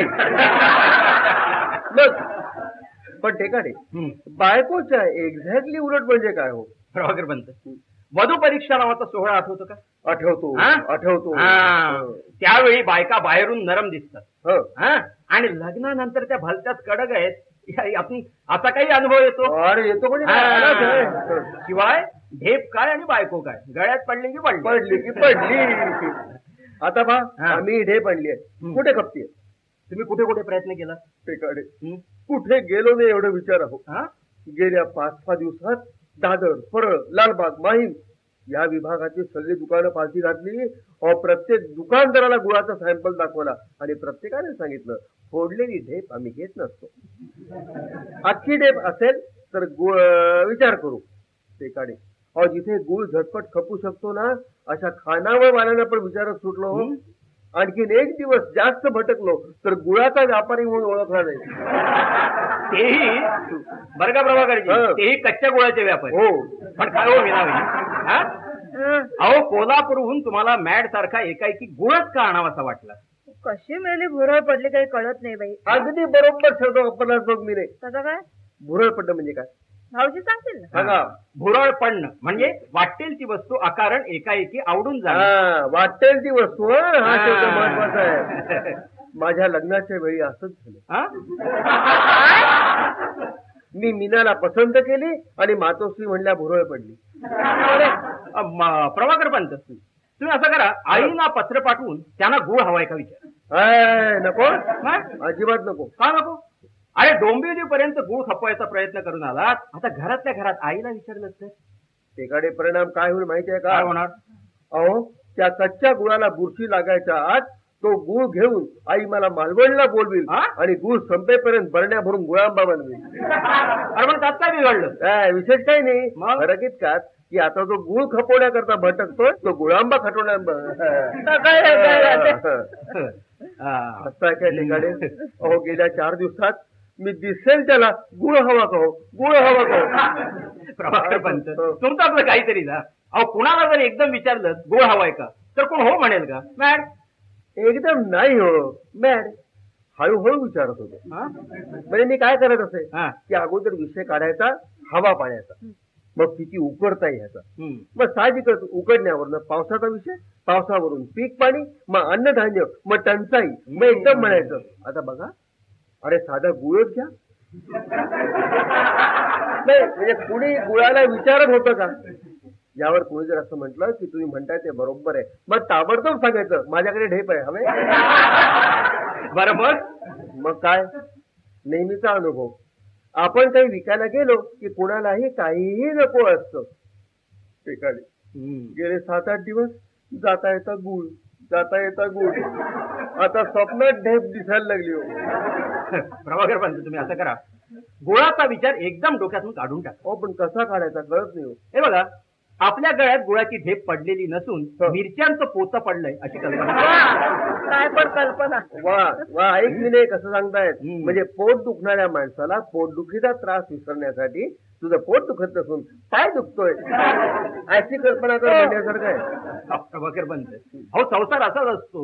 आपल्या संसारातलं दुःख विसरण्यासाठी इतरांच्या संसारातली दुःख बघायची पाळी आली, ते दुःख करायची पाळी आली नाही याचा आनंद आपण मानायचा. असं एकदम गंभीर गंभीर बोलू नका बाई. काय झालंय ते नीट सांगा. हा उपयोग आहे सांगून मीनाबाईनी. उपयोग कसला आलाय? उपयोग नसतो, पण तरी देखील आम्ही आमची ही गुळ यात्रा सांगितली की नाही. बस एवढंच मॅड सारखं समाधान. हो, त्या समाधानासाठीच सांगा काय झालं ते. सांगतो ना. अहो, आमच्या सौभाग्यवतीचं उदाहरण घ्या ना. बर, इतकी वर्ष झाली सोशल वर्क करते, समाजात वावरते, व्यवहार फार चोख करते वगैरे वगैरे वगैरे, पण तरी सुद्धा फसली की नाही. हसल्या कधी तेव्हा अहो दारावर बलसाड आंब्याच्या टोपल्या येतात माहितीये. हो बाई, चांगलं माहितीये, चांगलं माहितीये. बोलता बोलता ते लोक अगदी गळ्यात पडतात. हो, तेच झालं. अहो 15-20 दिवसापूर्वी असाच एक जण आला. बर, 68 आंब्याच्या टोपलीला 100 रुपये सांगितले. भाऊजी प्रथम ते असंच सांगतात. हो, मला माहित आहे. हो, नंतर निम्म्याच्या खाली येतात ना. निम्म्याच्या एवढा फरक कसा? हो, मलाही असंच नवल वाटलं होतं तेव्हा. आपल्याला बरं का प्रभाकर पंत, कुठल्याही वस्तूची खरी किंमत आणि फुगवलेली किंमत याचा फरक कधीच कळणार नाही. फुगवून सांगितलेली किंमतच खरी वाटते अजून. पण त्या 100 रुपयाच्या करंडीचा सौदा किती रुपयात झाला असेल? फार तर काय गेला बाजार 5,000 रुपये तुम्ही केले. साफ चुकला, साफ चुकला. अहो 68 आंब्याची करंडी 100 रुपयाला सांगून त्यांनी शेवटी ती 60 रुपयाला दिली. सांगता काय? काय म्हणताय काय? अहो, मला तो सगळा व्यवहार चालू असताना त्या आंबे विकणाऱ्या माणसाची बायको सारखी नजरेसमोर येत होती. भाऊजी, भाऊजी तुम्ही ओळखता का तिला? हो. अहो मी कसा ओळखतो ना. अहो त्याची बायको दिसत होती, याचा अर्थ 100 रुपयाची करंडी तो 60 रुपयाला विकतो, तेव्हा घरी बायको समोर कोणत्या तोंडानं उभा राहतो त्याचाच सारखा विचार करत होतो. पण ते का म्हणून? हो, त्यालाही फैलावर घेणारी कोणीतरी असणारच की. पण ठेकाणे बाकी काही म्हणा. अहो म्हणजे 68 आंब्यांची करंडी 60 रुपयाला मिळणं घसघशीत फायदा आहे. मग काय भाऊजी, काय यंदा आमरसाची अगदी रेलचेल असेल. त्यासाठीच मगाशी म्हणालो की पोट दुखत नसून पाय ठणकतोय अशी कल्पना करा. हेच पुरुषाला समाधान नाही म्हणतात ना, ते असं अहो करंडी मागे 40 रुपये असे वहिनीने तुमचे 160 रुपये वाचवले तरी तुम्ही आपले नाराज आहात? मग वहिनी आता कसं सांगू तुम्हाला अहो त्या करंडीतला एकही आंबा अद्याप पिकलेला नाही. काय अहो सगळा मे महिना गेला. सौटेकाडे दररोज 4ही करंड्या तपासून बघतात पण हिरव्यागार रंगावर तिळा एवढा तांबूस रंग यायला तयार नाही. हा तुम्ही त्या गुळाच्या ठेपीसाठी 8 दिवस फिरताय. प्रभाकरजी मी त्या 272 कैऱ्यासाठी महिनाभर भटकतोय. आत्ता बोला. हा कोण आहे? हा तिकडे आली आता एवढ्या कैऱ्यांचं टेकाडे वहिनी काय करणार हो? काढतील काहीतरी मार्ग. त्या कच्च्या गुळाला बुरशी याच्यात आपण अगोदर काय करायचं ते सांग. हो बाई विचार. काय पण टाळी घ्यायला झालं काय? अहो आमच्या सौभाग्यवतीच्या समाजात गॅदरिंग ठरलं. बर पन्हाचा कार्यक्रम ठरलाय. अच्छा. हा सौभाग्यवतीने 125 रुपये सँक्शन करून घेतलेत. बर म्हणजे काय? म्हणजे तुमची ढेप आणि आमच्या कैऱ्या एका दिवसात संपणार. अहो परमेश्वर हाकेला धावून आला. द्या आता क्रेडिट परमेश्वराला. खरी करामत वहिनींची, क्रेडिट परमेश्वराला. काय वहिनी अहो मीना वहिनी या टेकाड्याच्या संसारात मृदंग झालाय हो. अरे आता कसा मृदंग? अहो महिनाभर वाट पाहून 2च दिवसापूर्वी मी तिच्यावर पैज मारली. कसली? करंड्या खपवल्यास तर 125 रुपयाची साडी घेईन म्हणून. तिनं त्याप्रमाणे करंड्या खपवल्या. आता मुकाट्यानं साडी घ्यायला हवी. म्हणजे मी पुन्हा आलो. साफ ठरलो.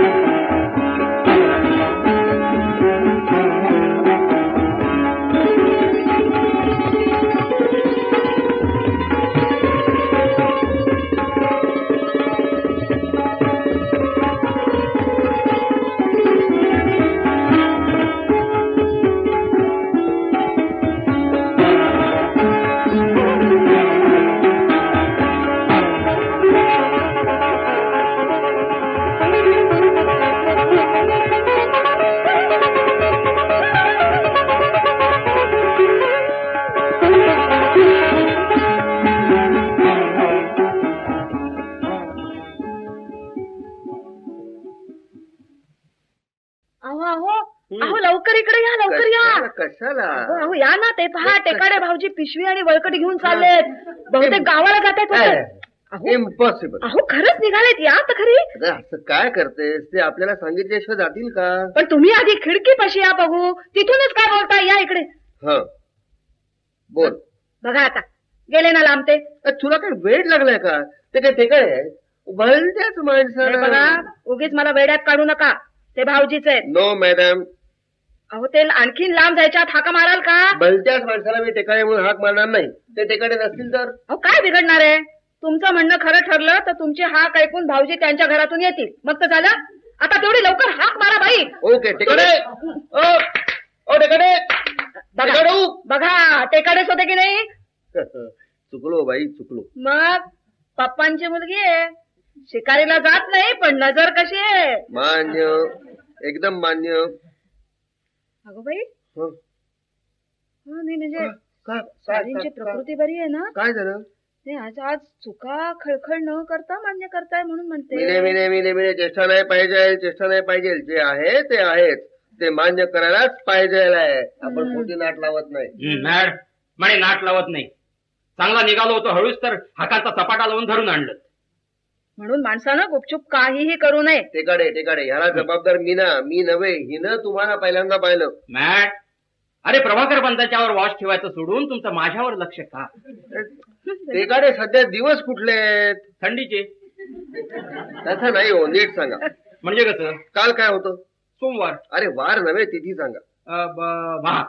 संक्रांत होत. हा मग आमची मीना आता जास्तीत जास्त वेळ खिडकीपाशी उभी राहणार. थेट रथसप्तमीपर्यंत. मॅट खिडकीपाशी उभं राहणार आणि काय करणार? अरे गोविंदा गोविंदा, तुझ्या काकीना सांग तुमच्या घरचा तिळगुळ अजून पोहोचला नाहीये, पाठवून दे म्हणा. हा उद्योग चालतो दिवस. भाऊजी बरे सापडला.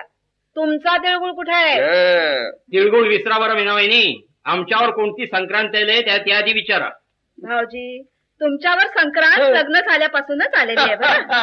काय परफेक्ट बोललीये बायको. अहो मी बायकोला उद्देशून संक्रांत म्हणालेलो नाही. ही संक्रांत निराळीच आहे. ती कोणती?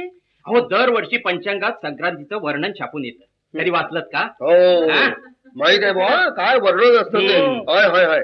संक्रांतीचं वाहन गाढव असून उपवाहन मेंढा आहे. वार नाव राक्षसी असून नक्षत्र नाव घोडा आहे. एक तोंड आहे, 9 हात आहेत. हो हो हो, हे अगदी असंच असतं. या वर्षीचं वर्णन वाचलत का? या वर्षीची काही सवड झाली नाही वाचायला. ऐका, या वर्षीच्या संक्रांतीची उंची 12 फूट असून लांबी 600 फूट. 600 फूट. ती दक्षिणेकडून उत्तरेकडे जाते. लांबी 600. Yes yes yes yes. बरं टेकाडे, तुझी नजर कुणावर आहे? प्रवास करणाऱ्या प्रत्येक माणसावर. त्याशिवाय तिला 72 पाय आहेत. तिनं काळ्या, तांबड्या आणि पिवळ्या रंगाचे कपडे परिधान केले. अय्या, म्हणजे या सगळ्या रंगाच्या वस्तू महाग होणार. त्याला इलाज नाही. बरं टेकाडे, तिचा रोख यंदा कुणावर आहे सांगा? ती घड्याळाकडे पाहते आहे. का? म्हणजे घड्याळ पण महाग होणार. मॅड काय चुकलो? अहो तुम्हाला दोघांना काहीच कळत नाही हो. का बो? अरे हे काय संक्रांतीचं वर्णन आहे? बघा बाई, मगाशी तुम्हीच तर म्हणलात. मग हो तशी संक्रांतच आहे हो, बर. पण पंचांगातली नव्हे. बल्ले, मग कुठली? ही माबाप सरकारची संक्रांत. भाऊजी आता जरा नीट सांगणार का? अहो 2 रुळावर उभी राहणारी संक्रांत. हो अगं मीने, अगं ते रेल्वे बद्दल बोलतोय. 2 रुळावर उभी राहणारी. अरे उभी राहणारी नाही, धावणारी म्हणा. तो काळ गेला. काय प्रभाकरजी? खरंय खरंय. एक काळ असा होता की जेव्हा लोकल्स पळायच्या. जो उतरतो तो उतारू या व्याख्येप्रमाणे त्या काळी माणसं गाडीतून उतरायची. हो, हल्ली कोणी उतरताना दिसतच नाही हो प्रभाकर.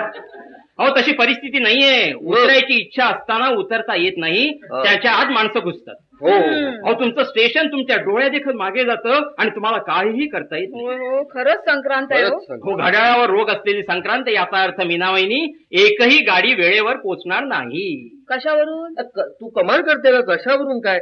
ज्या वस्तूवर नजर पडते ती वस्तू महाग होते असं संक्रांतीबद्दल सांगतात. महाग नाही, दुर्मिळ. येस, त्याप्रमाणे पंक्च्युअलिटी दुर्मिळ होणार. तुम्ही खरंच असं नव्हतं हो. अहो म्हणूनच त्या काळात ग्रेट इंडियन पेनिन्सुला असं तिचं नाव होतं. का Prabhakar? Yes, great Indian peninsula म्हणजे GIP. तो ग्रेटनेस आपल्यात राहिला नाही हे जाणून रेल्वेनं आपण होऊन ते नाव टाकलं. पाहिलंच. आणि रेल्वेच्या नादी लागणाऱ्या माणसांना साधेसं नाव घेतलं. हे म्हणजे मरे, म्हणजे मध्य रेल्वे. रोज मरे तिथे कोण रडे. खरंच कोणी रडत नाही हो. नाही प्रवास टेकाडे असं नाहीये. नाही म्हणायला परवा एक माणूस अगदी हमसा हमशी स्टेशनवर म्हणजे चक्क बोरी बंदरवर रडत होता. म्हणतोय काय? समोर डेक्कन क्वीन उभी. त्यात काय, नवीन लग्न झालं असेल आणि बायको बिचारी माहेरी जाते असेल. साफ चुकलीस. डेक्कन क्वीन निघालेली नव्हती, पुण्याहून आलेली होती. माग बरोबर. अहो लग्न होऊन 10-12 वर्ष झाली असतील, जास्तीच पण कमी नाही. आणि बायको कबूल केल्याप्रमाणे आली असेल. हो का भाऊजी? त्याचं आडनाव टेकाडे नव्हतं. तरी सुद्धा तो रडत होता. मॅड. अरे बरं पुढे. पण एका नाही पुढे होऊन तो रडतोय का हे पाहिलं नाही? नाहीच पाहिलं. हो, शेवटी मी विचारच त्याने काय सांगावं. काय म्हणाला? डेक्कन क्वीन वेळेवर आली म्हणून रडत होता. काहीतरी मनचं सांगताय. मनचं असेल पण मीनाबाईनी परिस्थिती खरोखरच तशी आहे. पूर्वीच्या काळी डेक्कन क्वीनवर माणसं घड्याळ लावायची. हल्ली पैजा लावतात वेळेवर येत नाही म्हणून. तसं नाहीये. हल्ली डेक्कन क्वीन वेळेवर पोहोचली तर माणसं काय करतात माहितीये? आपलं घड्याळ बंद पडलाय का पाहतात. अहो गाडी बिघडली असावी किंवा ड्रायव्हर नवा असावा असं समजतं. आणि हे सगळं असूनही रेल्वे बिचारी कायमची लॉज मध्ये असते. लॉज? मीने तू काय बोलतेस? लॉज म्हणजे काय? लॉज नाही, सॉरी, लॉस. हो, कायम लॉस मध्ये. दरवर्षी तिकिटाचे दर वाढतातच आहेत. स्टेशनवर कोणत्याही वेळेला गेलं तरी 100 माणसांच्या रांगा, तरी रेल्वेला तोटा, कायम तोटाच. त्याचं काय मीनाबाईनी? भारतीय रेल्वे ही जनतेची संपत्ती आहे असं जेव्हा रेल्वेनं डब्या डब्यातून लिहायला प्रारंभ केला तेव्हापासून रेल्वे साक्षात जनतेसारखी वागू लागली. म्हणजे कशी काय? अहो वेळेचा अपव्यय म्हणजेच वेळेवर न पोहोचणं. अगदी बरोबर. प्रवासात भिकाऱ्यांनी हैराण करणं. बिलकुल सही. उभं राहायला जागा नसताना फेरीवाऱ्यांनी उच्छाद मांडणं. आणि गंमत म्हणजे रेल्वे अधिकारी काहीही करत नाहीत. मीनाबाईंनी हे सगळं परवडलं, पण दिवसा ढवळ्या गाडीत चोऱ्या होणं, हातभट्टीच्या बाटल्या सापडणं, बेकायदा तांदळाची पोती सापडणं आणि तांदूळ वगैरे सोडून द्या, त्याहीपेक्षा माणसांचे खून होणं, बलात्कार होणं, हे सगळं का? अहो भारतीय रेल्वे ही जनतेची संपत्ती आहे म्हणून. हे अगदी खरं हो. सरकार फक्त नोटिसा लावतं, भिकाऱ्यांना भीक घालून उत्तेजन देऊ नका, त्यांना रेल्वेच्या स्वाधीन करा. हो हो, आम्ही कामावरती वेळेवर जातो की नाही ह्याची चिंता करायची का भिकाऱ्यांच्या मागे लागायचं? पुरुषांनी बायकांच्या डब्यातून प्रवास करणं हा गुन्हा आहे. मीने आणि टेकाडे, मला सांगा सरकारचं यात काय चुकलं? एकदा जनतेची संपत्ती सांगितल्यावर सगळी जबाबदारी जनतेची आहे की नाही? जनता म्हटलं की त्यात भिकारी आले, चोर आले, दरोडेखोर आले, हातभट्टीवाले आले. आता जनता जेव्हा सुधारेल तेव्हा तिला कळेल कसं वागायचं ते. मग रेल्वेचं चित्र आपोआप बदलतं की नाही बघा. त्यासाठी दारिद्र्य नष्ट व्हायला पाहिजे, तेवढ्यासाठी म्हणा गरिबी हटाव योजना. एक्झॅक्टली. अरे मुळामध्ये रोग कुठे आहे सरकारने बरोबर घेतलाय, तिथं घाव घालायचा प्रयत्न चाललाय. एकदा गरिबीच संपली म्हणजे मग पंखे चोरीला जायचं नाहीत, फेरीवाले नाहीत, भिकारी नाहीत. प्रयत्न बेस्ट आहे, पण तोपर्यंत रेल्वे जनतेची करू नका. अहो जेवढ्या राष्ट्रीय मालमत्तेच्या गोष्टी आहेत ना त्यावर राजकर्त्यांचंच नियंत्रण हवं. जनतेची संपत्ती म्हणजे कुणाचीच नाही असा याचा अर्थ होत नाही का मॅड? काय देवाला सोडलेला पोळ आहे काय? जवळजवळ तसंच आहे भाऊजी. तो पोळ नाही का उधळला की पळत सुटतो, नाहीतर ऐन रहदारीत मध्येच उभाच. रेल्वेचं तसंच झालंय. अरे पण तुम्ही रेल्वेला एवढ्या शिव्या का देताय मला हेच कळत नाही. सरकारने काय मक्ता घेतलाय तुम्हाला कामावरती वेळेवर पोहोचवण्याचा? हे काय मुद्दा वाकड्यात शिरताय तुम्ही? त्यांची रीतच तसली आहे. थांबा गळजप करू नका. समजा उद्या एखाद्या दुकानदाराने सांगितलं की ह्या कापडाची कोणतीही गॅरंटी नाही, हे कापड धुतल्यावर आटेल, याच्या पक्क्या रंगाची खात्री नाही. तसं नसतंच. मग नव्या कापडाचा रंग जातोच, पण तो ज्या कापडाला धुताना लागतो तो डाग कायम राहतो, त्या डागाची गॅरंटी. अरे पण त्याही डागाची गॅरंटी नाही मिळाली तर? मॅड, अरे जरा दुकानात आम्ही त्या पाय सुद्धा टाकणार नाहीत. काहीतरीच प्रश्न विचारतात. हो ना, मग त्याप्रमाणे तुम्ही आणि आम्ही गाडीमध्ये पाय ठेवता कामा नये. का म्हणून? रेल्वेने तुम्हाला चक्क तशी नोटीस दिली आहे. अरे काय सांगताय काय? पेपरला तर आलेलं दिसत नाहीये. आणि माझ्याही नाही काही पाहण्यात. आता मी म्हणतो मॅड, का तुम्हीच काढून दाखवा तारीख. सांगा केव्हा आलं होतं ते. पेपर बद्दल मी बोलत नाहीये, रेल्वे टाइम टेबलात. म्हणजे ते समय सारणीत ना? बरोबर, त्यात तसं चक्क छापलेलं आहे. कुठं छापलंय? काय टाइम टेबल कधी बघता की नाही? पाहतो, पण ती गाडी किती उशिरा पोहोचली हे पाहण्यासाठी पाहतो. टाइम टेबलात कोणती गाडी वेळेवरच पोहोचेल याची आम्ही गॅरंटी देत नाही, असं प्रथम छापून नंतरच वेळापत्रक छापण्याचं चातुर्य रेल्वेने दाखवलेलं आहे. प्रभाकरजी सच कहते हो क्या? सच कहता हो. पेशव्यांचा न्यायाधीश. आलं लक्षात. पुरावा पेश हो जाय. हे पहा टाइम टेबल, हे पान वाचा. हो बाई, म्हणजे काय? रेल्वे कोणत्याच गोष्टीला जबाबदार नाही? कोणत्याही नाही. उतारूचं कोणतंही नुकसान होवो, कोणतीही गाडी कॅन्सल होवो, उशिरा येवो, उशिरा जावो, कुठेही गाडी उभी करणं न करणं, सगळे अधिकार रेल्वेचे. आणि अशी ही रेल्वे जनतेची. बरोबर. आता बोले टेकाडूजी, रेल्वेने जाल. तुमच्या आयुष्यासकट कशाची गॅरंटी नाही तरी रेल्वेनं प्रवास कराल? करीन नव्हे, निघालोच आहे. अरे मधुकर, अरे तुझ्या घरचा तिळगुळ आला नाही अजून. मीनाबाईंनी काय मीने असं मध्ये टेकाडे इथे निघालेत. आणि सॉरी भाऊजी, खरंच सॉरी. पण बळकटी घेऊन कुठे निघालात? ऑफिसला. बळकटी घेऊन? काय करणार? अहो परवा बोरी बंदरला 2 तास थांबावं लागलं. तेव्हापासून ठरवलं की थोडंसं खाणं, तांब्या भांड आणि बळकटी एवढं सामान जवळ बाळगायचं आणि गाडी थांबेल तिथंच पथारी टाकायची. काय शोधून काढलं पण काहीतरी. अहो दुसरं काय करणार? मागची बस मिळणं अशक्य. मागची बस? हा काय बाई प्रकार? नवा प्रकार नाही हो, जुनाच आहे. प्रत्येक कंडक्टर सांगतो पीछे गाडी से आओ. म्हणून म्हणालो मागची बस मिळत नाही, टॅक्सी परवडत नाही, तेव्हा राहायची मरे. बरे याने मध्य रेल्वे. भाऊजी सारवा सारवी करू नका. खरं काय ते सांगा बरं. एका अटीवर सांगतो. सांगा आता अटी घाला बोला. ऑफिसात वेळेवर पोहोचण्यासाठी मी एक ट्रिक करतोय. ती कुणाला सांगायची नाही. एवढंच ना. प्रॉमिस. मिने तोंडा शपथ घे. बायकांच्या तोंडामध्ये तीळ भिजत नाही आणि संक्रांतीच्या सीझन मध्ये तर मुळीच नाही. Promise promise. हे बघा मीना वहिनी, प्रभाकर बाई, मी ऑफिसातच राहायला जातोय. काय सांगता काय? येस. म्हणजे काय घरी येणारच नाही? फक्त शनिवार रविवार. अरे पण मॅड तिथे राहायची सोय आहे का? मुळीच नाही. मग कसे राहणार? खूप पण कसे कसे ते ऐका. ऑफिस सुटलं की सगळ्यांच्या बरोबर बाहेर पडणार. बर. हळूच झुकांडी देऊन गेटवे ऑफ इंडिया किंवा नरिमन पॉइंट पर्यंत भटकून येणार. कोणत्या तरी हॉटेलात राईस प्लेट, कधी कधी एखादा सिनेमा. बर. पुन्हा ऑफिस. गुरख्याला महिन्याकाठी बक्षिशी. ऐक, टेबलाला टेबल जोडायचं, टाळक्यावर पंखा, इमर्जन्सीला ऑफिसात फोन असतोच. मस्तपैकी सकाळी तिथेच आंघोळ करायची आणि सगळे यायच्यात कपडे करून मस्टरवर सही करून कामाला लागायचं. कशी काय आयडिया? अरे वंडरफुल. त्यामुळे घरही 8 दिवस शांत राहील. आता नीट कुणालाही सांगू नका, नाहीतर ऑफिसात रात्रीची सुद्धा गर्दी होईल. थांबा भाऊजी. मी तुम्हाला तसं जाऊ देणार नाही. सरकारवर सगळं खापर फोडून तुम्ही मोकळे होऊ शकणार नाही. कोणतंच चित्र कायम राहत नसतं. लक्षात ठेवा. बिलकुल सही मीना, बिलकुल सही. म्हणे गाड्या वेळेवर पोहोचत नाहीत म्हणून ऑफिसात राहतो. अरे उंदीर बिळ करतात म्हणून घर बांधणार नाही असं म्हणण्यासारखं आहे. हो ना. आज लाखो करोडो माणसं प्रवास करतायत, कामावर जातायत, प्रियकर प्रेयसींना भेटतायत, गावाकडच्या म्हाताऱ्या आई वडिलांना भेटायला माणसं रेल्वे आहेत म्हणून जातायत. ठेकाडे आशियामध्ये भारताचा रेल्वेच्या बाबतीत पहिला क्रमांक आहे. तर मरे ह्याचा अर्थ महान रेल्वे. लक्षात ठेवा. ते सामान उचला मुकाट्याने आणि घरात जा. पळा. चालले रेल्वेने प्रवास करायला आणि ऑफिसात राहायला.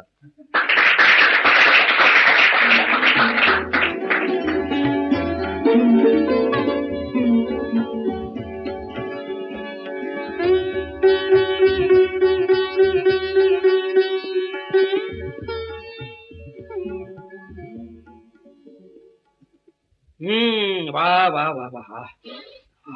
प्रभाकर पंत, अहो मीना वहिनी, वास नुसता दरवळलाय. अरे मग या ठेकाडे या. अगं मिने लवकर ये. ठेकाडे आलेत. कांद्याची भजी आण. कांद्याची भजी? आणि असे मध्येच करायचं कारण काय भाऊ? ठेकाडे काही पदार्थ असे असतात की त्यांना बनवायला निमित्त लागत नाही. भजी हा प्रकारच एकूण असा आहे की तो कोणत्याही काळी कोणत्याही वेळी करावा. पण त्यातही आजचं कारण जरा वेगळं आहे. बोला. अरे आज कांदे नवमी आहे. मग आज जास्तीत जास्त प्रकार कांद्याचे करतात. मीनाने काय काय केलंय सांगू का? सुनीये कांद्याची चटणी, कांद्याची दही घालून कोशिंबीर, कांद्याचं घट्ट पिठलं, कांद्याचं पातळ पिठलं, कांद्याची भजी, कांद्याची आमटी, त्यानंतर कांदे भात आणि कालची थोडी पोळी उरली तिला कांद्याची फोडणी. मॅड काय? त्याशिवाय पानात एक कच्चा कांदा. बापरे प्रभाकरजी, हो यादी ऐकून घेरी यायला लागली. येऊ दे. शुद्धीवर आणण्याकरता खूप कांदे आहेत घरामध्ये. भाऊजी घ्या गरम गरम भजी घ्या. हो आज जास्तीत जास्त कांदे खाऊन घ्यायचे. ते काय आधी सांगा. भाऊजी जरा थांबा. या विषयावर मला तुमचं बौद्धिकच घ्यावं लागेल. भाज्यांचा शेवटचा घाणा आटपते आणि येते. लगेच आहे. पण हो लगेच. अहो ठेकाडे, तुम्हाला खरंच माहिती नाही की काय? अहो नाही ना. उद्यापासून चातुर्मास सुरू होतोय. मॅट, अरे मग चातुर्मास आणि कांदे यांचा संबंध काय? तेही माहिती नाही. चातुर्मासात 4 महिने कांदे खायचे नसतात. कोण म्हणतं असं? म्हणजे राजरोसपणे नाही खायचे. गुपचूप काही खाओ. ते चाललंच आहे तुमचं. प्रभाकर पंत, असं जर असेल ना तर ही अशी व्रत वैकल्य नेमधर्म करायची कशा? हे तुम्ही तुमच्या बायकोला विचारा किंवा या नेमधर्मावर त्यांच्या समाजात परिसंवाद ठेवा. बाईसाहेब तिकडेच गेले. कसल्या तरी स्पर्धा आहेत म्हणे. कांदे नवमी ना? बरोबर. नाकाने कांदे सोलायच्या स्पर्धा असतील. चुकलात प्रभाकर पंत, साफ चुकलात. का? स्पर्धा कशाला ठेवतात? अरे पहिला कोण येतो? कशाला ठेवतात? पहिला कोण येतोय पाहायला. बरोबर. कुणीतरी पहिली, कुणीतरी दुसरी आणि कुणीतरी शेवटची येणार. करेक्ट. आणि मग पहिलं दुसरं बक्षीस ठरवता येणार. बरोबर म्हणे. बरोबर काय? इतर स्पर्धेत ठीक आहे प्रभाकरजी, पहिलं दुसरं ठरवता येतं. पण नाकानं कांदे सोडण्यात सगळ्याच पहिल्या. स्पर्धा होणारच नाही. हा, या विना वहिनी या. तुम्ही दोघं हसतात म्हणजे बायकांच्या नावानं काहीतरी चाललेलं असणार, नाही तर माझ्याबद्दल. भलतेच तर्क करू नका वहिनी. अहो, तुमच्या हातची गरम गरम कांद्याची भजी खात असताना आम्ही तुमच्याबद्दल बोलणं कसं शक्य? खाल्ल्या मिठाला, खाल्ल्या कांद्याला म्हणा. हो, येस येस येस, खाल्ल्या कांद्याला म्हणतो. मीनावहिनी, त्या भज्यांची चव कायम जिभेवर रेंगाळत राहील. मीनावहिनी, खरोखरच 4 महिने कांदा गुपचूप पण खाणार नाही का हो? भाऊजी भलतच काहीतरी काय विचारता? भलतच नाही हो, पण 4 महिने जड नाही का जाणार? भाऊजी, हे काहीच नाही. याच्यापेक्षा कितीतरी कडक आणि अवघड व्रत करणाऱ्या बायका आहेत या चातुर्मासात. हो, अरे खरंच खरंच मीने, तुझ्या त्या मिसेस चंपू ते पित्र्यांचं काय झालं ग? त्यांचं ते कोकिळा व्रत. हो बाई, हो विसरलेच की मी सांगायला. काय हो, चंपूताईंनी व्रत पुरं केलं, उद्यापन पण केलं, प्रसाद सुद्धा दिलाय. थांबा आणते. अगदी वेड्यासारखे कांदे मम्मीच्या नावात विसरूनच गेले. प्रभाकरजी, अहो कोकिळा व्रत हा काय प्रकार आहे? विनायच्यात सांगून टाकतो. अहो, ते चंपूताई पित्रे आहेत ना, काय ते अधिक महिना वगैरे काहीतरी असतं ना, घेतलं कोकिळा व्रत. कोकिळा व्रत म्हणजे काय? काय बुवा, आमची मीना काय सांगत होती बुवा. आता सगळं काही लक्षात नाही, पण एक मात्र ध्यानात आहे की कोकिळेचा स्वर ऐकल्याशिवाय जेवायचं नाही. अजब आहे. अहो, या मुंबईत कोकिळेचा आवाज कसा ऐकू येणार हो तुम्हाला? येणार ना. अहो, पण तेवढ्यासाठी चंपूताई बोरवीला जाऊन राहिल्या, नगरकरवाडीत. मोठी आमराई आहे तिथे, म्हणून गेल्या. मग ठीक आहे हो, आपण तिथं कोकिळेचा आवाज ऐकू येणं काही कठीण नाहीये. नाही हो टेकाडे, गोष्टी एवढ्या सोप्या नसतात हो. काय झालं? काय झालं? अरे 2 दिवस कोकिळा संपावर.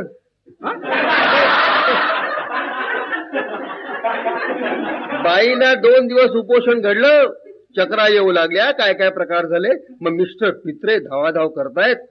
शेवटी अर्थात एक आहे की पित्रांच्या धावपळीला यश आलं आणि 3ऱ्या दिवशी रात्री 9:30 वाजता कोकिळ्यांचा आवाज पित्रांना ऐकायला मिळाला. रात्री 9:30 वाजता? ते कसं काय? अरे तीच तर वक्की आहे. अरे पण सांगा ना लवकर. तिकडे पुण्याला जाताना एक गोष्ट कधी पाहिलीत का? काय? गाडीमध्ये वेगवेगळे आवाज काढणारा एक माणूस असतो. हो हो हो, गेली अनेक वर्ष पाहतोय हो. लहान मुलाच्या रडण्याची नक्कल तर तो इतकी हुबेहूब करतो, डब्यातल्या बायका चमकून आपापली मुलं बघायला. अरे तोच माणूस. मग त्याचं काय झालं? अरे त्याला गाठला प्रवासात आणि कोकिळेच्या ओरडण्याचा आवाज चक्क टेप करून घेतला आणि सौ पित्रे ज्या खोलीत पडल्या होत्या त्या खोलीत ऐकू जाईल अशा तऱ्हेने टेप रेकॉर्डर पलीकडच्या खोलीत सुरू केला. क्या बात आहे. तुम्ही माझी पाठ वळली रे, वळली की हसा. प्रसादाची वाटी शोधून येईपर्यंत जरा जास्त वेळ लागला तर तेवढ्यात काय काय बोलला? वहिनी, आम्ही चंपूताईंच्या व्रताबद्दल बोलत होतो. माहित आहे, बिचारी साध्वी व्रत करत होती तर तिला टेप ऐकवली कोकिळेची तिच्या मिस्टर. अच्छा मीने, म्हणजे हे तुला माहित होतं? तर पुरुषांचे लबाडीचे प्रकार कधीही लपायचे नाहीत. मग असं फसवायचं काय खुशाल व्रतस्थ बायकोला? मीनावहिनी, पण मला सांगा, सध्याच्या बदललेल्या जीवनात ही असली व्रत करायचीच का? भाऊजी, अहो बायका ते सगळं नवऱ्यासाठी करत असतात. अगदी अगदी बरोबर, अगदी बरोबर. 3 दिवसांच्या उपासने चंपू त्यांनी डोळे पांढरे केले. ग्रँड रोड ते बोरुली चक्रा मारून पित्रे निम्मा झाला. ऑफिसला दांडी मारावी लागली. पुण्यापर्यंत प्रवास करून त्या माणसाला शोधावं लागलं. केवढा व्याप. आता हे असं काही होणार हे काय त्या चंपूताईंना माहिती होतं का? बहिणी, अहो या विधानात काही अर्थ आहे का? नवऱ्यासाठी म्हणून जे काय केलं जातं त्यानं नवऱ्यालाच पीडा व्हावी ही कसली व्रत हो? भाऊजी, त्या उद्देशानं कुणी काही करतं का? मेने उद्देश तो नसतो हे तमाम नवरे लोकांना माहित आहे. म्हणून नवरे लोक त्यांना त्रास होत असतानाही तुमची व्रतवैकल्य सहन करतात. काय टेकडे? काय संशय? काय हो, तुम्ही काय सहन करता? मीने भूतकाळातला विसरला असेल तर सोडून दे. का सोडून का द्यायचं? तुम्ही आठवताय तेवढं सांगा की. All right. आजवर जितके वेळा उपवास केलेस त्या प्रत्येक वेळी तुझं डोकं कलकललं की नाही? हो, म्हणजे आता उपास केला तर कलकलणारच. तेव्हा वेळी वेळी गोळ्या आणायला कोण धावलं बरं? तुम्हीच. पप्पू मोठा होईपर्यंत तुम्हालाच धावावं लागणार. बर, उद्यापासून आता चातुर्मास. काहीतरी व्रत घेणार का? घेणार कशी? अर्थात, पण यावेळी माझ्या व्रताचा कोणालाही त्रास व्हायचा नाही. आम्हाला कधीच त्रास झाला नाही. तुझा तुला होतो म्हणून आम्हाला त्रास होतो. नाही, यावेळी मलाही त्रास व्हायचा नाही. असं ऐकलं का, यावेळी मलाही त्रास व्हायचा नाही. हं. इतकं साधं व्रत आहे. सांगून टाका वहिनी, सांगून टाका. मी ठरवलंय हं. चातुर्मास संपेपर्यंत जेवताना मुक्याचं व्रत घ्यायचं. अगं म्हणजे मलाच नाही का जास्त त्रास, नाही जेवताना. हे काय हो, असा चावटपणा नाही करायचा. बर. मी म्हणाले त्याचा अर्थ जेवताना मौन पाळायचं. हा. जेवताना एकदाही बोलायचं हा नाही. म्हणजे मुका म्हणजे मौन. हो हो, मौन. हो. पण हे काही बरोबर नाही. हा? मी नाही मला असं वाटतं की ह्या व्रतामध्ये थोडा फरक करायला हवा. अहो प्रभाकरजी मोगम बोलू नका हो. फरक म्हणजे नक्की काय ते सांगा. नाही फरक इतकाच पाहिजे की 4 महिने जेवताना न बोलण्याऐवजी फक्त जेवतानाच बोलायचं असं ठरवलं तर. समजलं हा. सरळ सांगा की माझ्याशी बोलणं बंद कर म्हणून. रागवायचं नाही. मी नाही तू बोलत राहा. मीच 4 महिने न ऐकायचं व्रत घेतो म्हणजे काय पण लग्न झाल्यापासून तेच तर व्रत घेतलंय तुम्ही. चातुर्मासात निराळा नेम कशाला करताय. लग्न झाल्यास आज मला एक तरी घटना अशी दाखवा की मी काही सांगितलंय आणि तुम्ही ते लगेच ऐकलंय. एक अरे अनेक आहेत अनेक. कालचंच उदाहरण घे. सांगा सांगा. मीना म्हणली ऑफिसला दांडी मारा आणि लगेच मी दांडी मारली. हो ना, दांडी मारली, पण त्याच्यानंतरच सांगा ना. बरं का भाऊजी, यांनी दांडी मारली आणि सगळी दुपार झोपण्यात घालवली. वीणा वहिनी तुमचं काय भेद होतं. अहो मी म्हणाले, अहो जरा चंपू त्यांची प्रकृती पाहून येऊया का. त्याला काय झालं. हे बघा मी सांगते, टिंगल करू नका. टिंगल नाही ग. मी पुढे म्हणणार होतो की कोकिळा व्रताचा त्रास झाला, तू मला बोलूनच नाही दिलं. काय त्रास झाला ते सांगा ना. पण अहो तो 3 दिवसांचा उपवास बांधला. आता ठिकाणी कॅज्युअल घेतली. तिच्या चंपीला भेटेल घालवायची काय. अरे काय हो, दिवसभर लोळून तरी काय केलं. अगदी रजा सत्कारणी लागली ना. संशोधन केलं संशोधन. ठिकाणी आमची ही मीना अख्खी दुपारभर डाराडूर झोपते आणि तरीही तिचा डोळ्याला डोळा लागत नाही म्हणजे काय. नाही हो केव्हा तसं होत असेल. त्याचा अर्थ शोधला. आणि ठिकाणी आमची मीना आणि झोप याबद्दल कमी बोलावं. नेपोलियनला हुकमी झोप आणि हुकमी जाग यायची ना, मीना नेपोलियनच्याच घराण्यातली. म्हणजे फरक एवढाच की तिला फक्त हुकमी झोप येते, जाग येत नाही.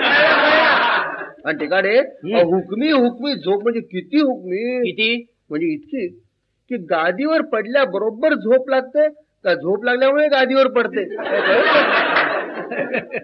आणि डोळ्याला डोळा नाही. हसून घ्या. उद्या पहाच तुम्ही. उद्या काय करणार. यांची इच्छाच आहे तर दिवसभर मौन पाळून फक्त जेवताना बोलणार. प्रभाकरजी मीना वहिनी खरंच रागावल्या बरं का. उद्यापासून धडकत नाही हो तुमची. नाही हो, असं बिलकुल नाही हो. काही बोलावंच वाटलं की पान घ्यायचं, बोलावंच वाटलं की पान घ्यायचं. जेवणाच्या वेळा वाढवायच्या. म्हणजे त्या स्मोकिंगच्या विनोदासारखं झालं हो. म्हणजे कसं. त्या स्मोकिंगच्या विनोदासारखं कसं. एका माणसाला डॉक्टरने सांगितलं की स्मोकिंग सोडा. तो फारच गयावया करायला लागला. मग डॉक्टर म्हणाले की जेवण झाल्यावर 1 सिगरेट ओढा.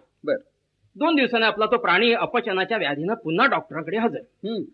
डॉक्टरने विचारल्यावर सांगतो की जेवणानंतर 1 सिगरेट ओढायची परवानगी दिली, पण दिवसातून 25 वेळा जेवायचं म्हणजे. काय म्हणणं आहे याच्यावर. काय नाही, बायका आणि व्रत त्यांची टिंगल करण्यात तुम्ही धन्यता माना. मीना वहिनी आधुनिक युगात सगळ्या जुन्या परंपरा तपासायला हव्या. रशिया अमेरिका चालले चंद्रावर मुक्काम करायला आणि आपण चंद्रोदय झाल्याशिवाय जेवत नाही चतुर्थीला. भाऊजी तुम्ही म्हणतात त्यात तसं काही खोटं नाहीये हो. मग पण तरीही सांगते की नेमधर्म करताना आम्ही बायका जेवढं सोचतो, जेवढा त्याग करतो तेवढं पुरुषांना कधीच जमणार नाही. कशावरून. दाखवा मग एक तरी व्रत घेऊन. दाखवतो त्यात काय.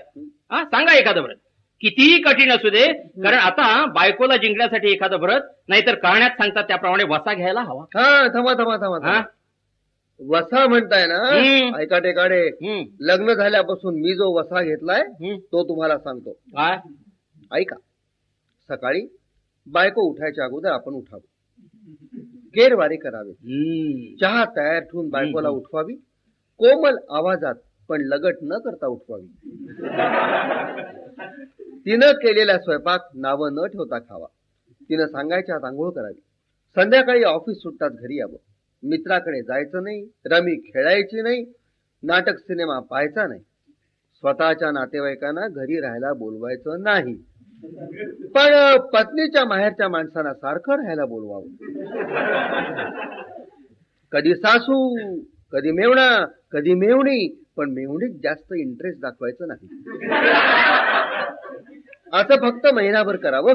आणि महिना संपल्यानंतर 30 दिवसानंतर बायकोला खण घ्यावा, 2x2 किंवा लोण, चिकन यापैकी कापड घ्यायचं आणि व्रताची सांगता एखाद्या उडप्याकडे जाऊन करायची. एकच महिना ना? छान छान. आणि महिना झाला की दुसऱ्या दिवसापासून पुन्हा हे करायला लागायचं. मॅड म्हणजे असं कायम वागायचं म्हणा की. मग हा बारमास वसा आहे. या काळात उतायचं नाही, मातायचं नाही, घेतला वसा टाकायचा नाही. काय हो प्रभाकर पंत, हा वसा घेतला की काय होतं? काय होतं? काय होतं सांगू? सांगू काय? हा वसा घेतला म्हणजे बायको वसा वसा ओरडत नाही.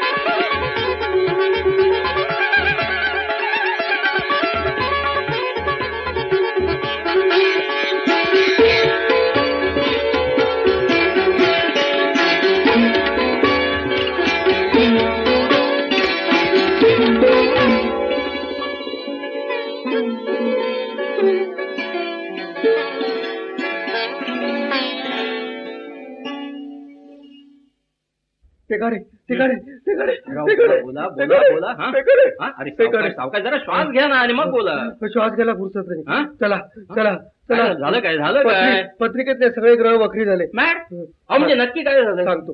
टेकाडे वेणी घरात आहेत का? आहे ना. बोलू का? हो बोलवा. हा प्रॉब्लेम त्यांना सांगायला हवा. अगं ऐकलंस का? अहो प्रभाकरची तुमची आठवण काढतायत. तशी लवकर या. हो लवकर या. अरे ऐकलंस का मॅड? अरे हो देत नाही. थांबा प्रभाकरजी, आज जाऊन बघून येतो. भले म्हणजे आमची जिरवणार नाही ती बायको कसली हो. का? अरे काय झालं? कुठे गेल्या? मागच्या दारानं शेजारच्या घरी गेल्या. मग उत्तम झालं. तुम्ही माझ्या घरी चला. तुम्ही माझ्या घरी. अरे पण येतो ओढताय काय झालं? काय माझ्यावरती काय प्रसंग कोसळलाय तुम्हाला कल्पना नाही हो. आपली मीना चालली हो. म्हणजे त्यांच्या पप्पांच्या बरोबर शिकारीला वगैरे निघाल्या की काय? ते चाललं असतं एक वेळ. मग त्याही पेक्षा अदप्पात झालाय. हो ती चक्क मोर्चात भाग घेणार आहे. काय सांगताय काय? खरं बोलतो, चेष्टा नाही. अतिशयोक्तीने लवकर चला आणि त्याची समजूत घाला. मग तुम्हाला आमच्या सौभाग्यावरती कशाला हव्या? सामाजिक कार्यातले धोके त्यांनी मीनाला दाखवून दिले असते. आणि या उलट उत्तेजन दिलं असतं तर असं झालं असतं का? काय कठीण आहे? बायकाचा काही भरोसा देता येत नाही. हो कराय. बरं झालं बहिणी नाहीत ते. तुम्ही चला. 4 उपदेशाचे शब्द ऐकवा. थांबा बाब नाजूक आहे.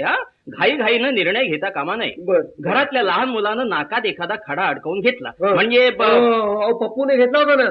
लांब कशाला झाला पाहिजे? 3 वर्षाचा होता अवघा. काय स्किलफुली काढावा लागला. तितकाच नाजूक प्रॉब्लेम आहे तो. तेव्हा इथं बसा.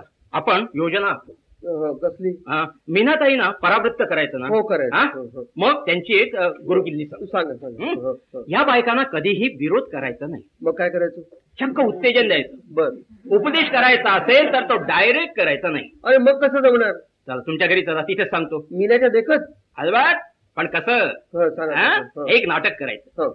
तुम्ही त्यांना उत्तेजन द्या आणि मी तिसऱ्याच बाईचं उदाहरण घेऊन बोलत राहील. म्हणजे कसं? कुणाचं? मनोरमा टिकेकर. ही कोण? कुणी नाही हो, एक काल्पनिक बाई. All right. लक्षात ठेवा, तुम्ही मीनाताईंना सिरियसली पाठिंबा द्यायचा. कबूल. आणि मी ते मनोरमा टिकेकर. मग रेडी? दो बिचारे बिन सहारे देख हो. पूछ या, पूछ या, कर वा, वा, हारे. आले आले अहो एवढ्याच एवढ्यात कुठे गेलात न सांगता हा? अगं मी जाऊन कुठे जाणार ते त्यांच्याकडे गेलो होतो. भाऊजींना अगदी बोलावणं लागलं का आज मॅड असं कोण म्हणतंय? अहो मी येणारच होतो, जरा टिकेकरांची वाट पाहत होतो. हे कोण टिकेकर वा, मी तुम्हाला बोललो नाही का? परवाच सांगितली त्याची ट्रॅजेडी. काय हो? भाऊजी बोलले होते का बोलले होते? बोलला मला काय का? आठवत मला नाही आठवत. आमच्या टिकेकर वहिनीनी मोर्चात भाग घेतला परवा. थांबा प्लीज हा? काय झालं, काय झालं? एक मिनिट थांबा. अहो हे काय मध्येच उठून कुठे चाललात थांब जरा. हा हा. हे तुझं लाटणं हा? हा? ठीक आहे ना, बघून घे. हो छानच आहे अहो घरातलं लाटणं हरवलं वाटतं. नाही हो ते का रे, हे खास मोर्चासाठी केलेलं लाटणं आहे. मॅड हा काय प्रकार आहे? मीना मोर्चामध्ये भाग घेतेय. हा? तुम्ही टिकेकर बहिणी म्हणालात हा. ना, त्यावरनं आठवलं. बरं ते राहू दे. हा. आता काय टिकेकरांचं काय? हा तर त्यांचं राहू दे, पण हे काय नवीन आहे? मीना वहिनी तुम्ही सुद्धा मोर्चात? अरे तुम्ही तर अगदी ब्रुटस यू टू या चालीवर विचारताय. मीना वहिनी होय मी सुद्धा केव्हा आहे हो? आता नक्की दिवस आता तिकडे सभा आहे ना त्याच्यात ठरणार आहे आणि प्रभाकरजी तुम्ही परवानगी दिली? एका मिनिटात दिली हा? हो, एका मिनिटात दिली. कशी हो. कुणाच ठाऊक पण दिली खरी. मागे मी एका महिला मंडळाचे मेंबर होते म्हणाले तर भांडले आणि मग 2 दिवस बोललेच नाहीत. येस, मीना सच कहती है. हो पण तुमचा महिला मंडळावर एवढा राग का? ते का रे, या हा. मंडळांचा काय फायदा? मॅड नाही म्हणजे मला असं म्हणायचंय की कोणतेही भरीव सामाजिक कार्य या मंडळात होतं का? मोगम बोलू नका. मीने उगीच सात्विक संतापाने बोलायचं नाही. मागे आपण या विषयावर बोललेलो आहोत. हो तेव्हाही मोगमच बोलला होता. तुमच्या काय अपेक्षा आहेत हो असल्या मंडळाकडून? बिलकुल बरोबर सवाल. बर हे बघ, ज्या महिला मंडळात तू जाणार होतीस त्या महिला मंडळाचं आतापर्यंत कार्य आणि ऍक्टिव्हिटी सांगशील का? हो, सांगते ना. नाही मागेही सांगितल्या हो, हो. होत्या आज पुन्हा सांग. पुन्हा सांग. हा. बरं का भाऊजी, वर्षातून एक ट्रिप असते. झालंच तर फॅन्सी ड्रेस कॉम्पिटिशन असतात, वेशभूषा स्पर्धा असतात. झालंच तर रांगोळ्या, विणकाम, भरतकाम स्पर्धा, पुरणाच्या पोळ्याची स्पर्धा, एक नाटक, एक चित्रपट, सभासदांच्या मोटारीचे नंबर ओळखण्याची स्पर्धा आणि दरवर्षी कोणी ना कोणीतरी चित्रपट अभिनेत्री संस्थेला भेट देतेच. वर्षात आणखी काय काय होऊ शकतं? ऐकलं का टेकडे? यादी ऐकली? पुरणाच्या पोळ्यांची स्पर्धा, एक नाटक, एक चित्रपट, एक ट्रिप, मोटारींचे नंबर ओळखणं आणि चित्रपट नटीची भेट. आणि टेकाडे हे सगळं सामाजिक सांस्कृतिक कार्य बर का? मॅड 3 वेळा मॅड म्हणा, 3 वेळा मॅड मॅड मॅड मॅड. मग तुमच्या अपेक्षा सांगा ना. अरे चूल आणि मूल यातून बायकांनी बाहेर पडावं असं म्हणायचं काही काळ तरी, यासाठी ही मंडळ ना. अर्थात. मग पुन्हा पूर्णांच्या पोळांची स्पर्धा? मागणू नको, मुद्दा खोडून दाखव. काय नको, मी आता बोलायचंच नाही असं ठरवलंय. प्रभाकरजी मुद्दा बरोबर आहे. हा? दुसरा सांगा. अरे दुसरा काय, शेकडो आहे तसे शेकडो. काळ इतका बदलला, स्त्री बदलली आहे, तिचं कार्यक्षेत्र बदललंय, पण महिला मंडळांच्या स्पर्धा काही बदलत नाही. अहो पण तुम्ही मध्ये बोलू नकोस. एकाच प्रश्नाचं उत्तर दे. स्त्रिया सर्रास नोकऱ्या करायला लागल्या, त्याबरोबर एकट्याने प्रवासही करायला लागल्या. पुढे मग घरातून बाहेर पडल्यापासून परत घरी येईपर्यंत अशिक्षित आणि सुशिक्षित मवाल्यांपासून आपलं रक्षण कसं करायचं हे एका तरी मंडळात शिकवतात का? प्रभाकरजी अहो काहीतरी प्रश्न काय विचारताय? अरे बाहेरच्या समाजामध्ये बाईने कसं राहावं हे सांगितलं जातं. अर्थात. वेशभूषा स्पर्धा कशासाठी असतात असं वाटतं तुम्हाला? सांगू का मीना वहिनी? लोकांचं लक्ष वेधून घेण्यासाठी. बरोबर. स्त्री ही दर्शनीय व्हायच्या ऐवजी प्रदर्शनीय होतीये. म्हणूनच कृपया वस्तूंना हात लावू नका अशी पाटी असली तरी माणूस प्रदर्शनातल्या प्रत्येक गोष्टींना हळूच हात लावत असतो. आणि त्याचप्रमाणे गर्दीमध्ये हळूच धक्का मारतो.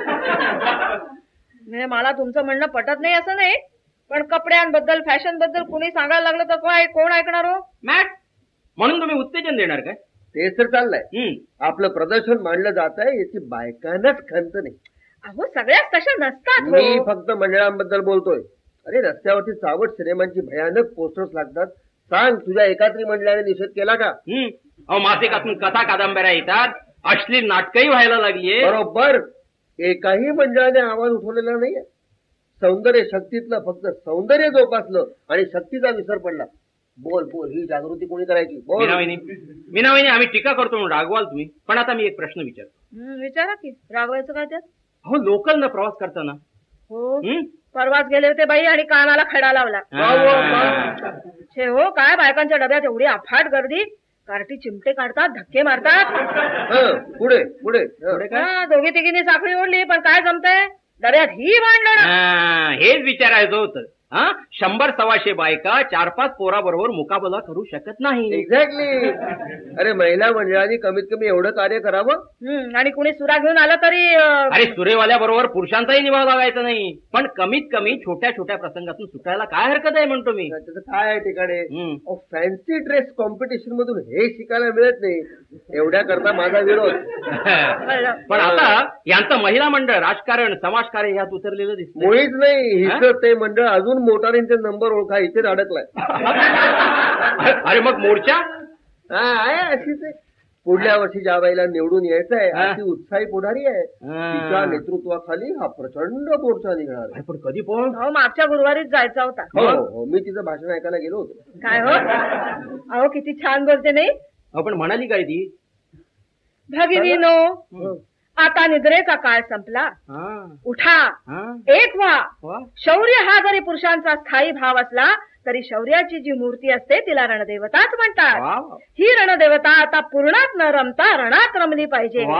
फार फार तर काय होईल, तुरुंगात जावं लागेल, एखादा संसारही उद्ध्वस्त होईल, पण करोडो संसार जगवायचे असतील तर एखादा संसार वाऱ्यावर विरायचा.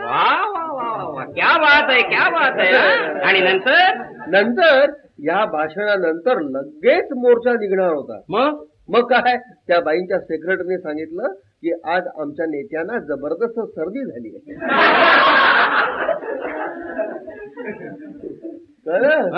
मग ऐका मग काय करू. मग काय करू म्हणजे काय, डिफिकल्टी गंभीर होती.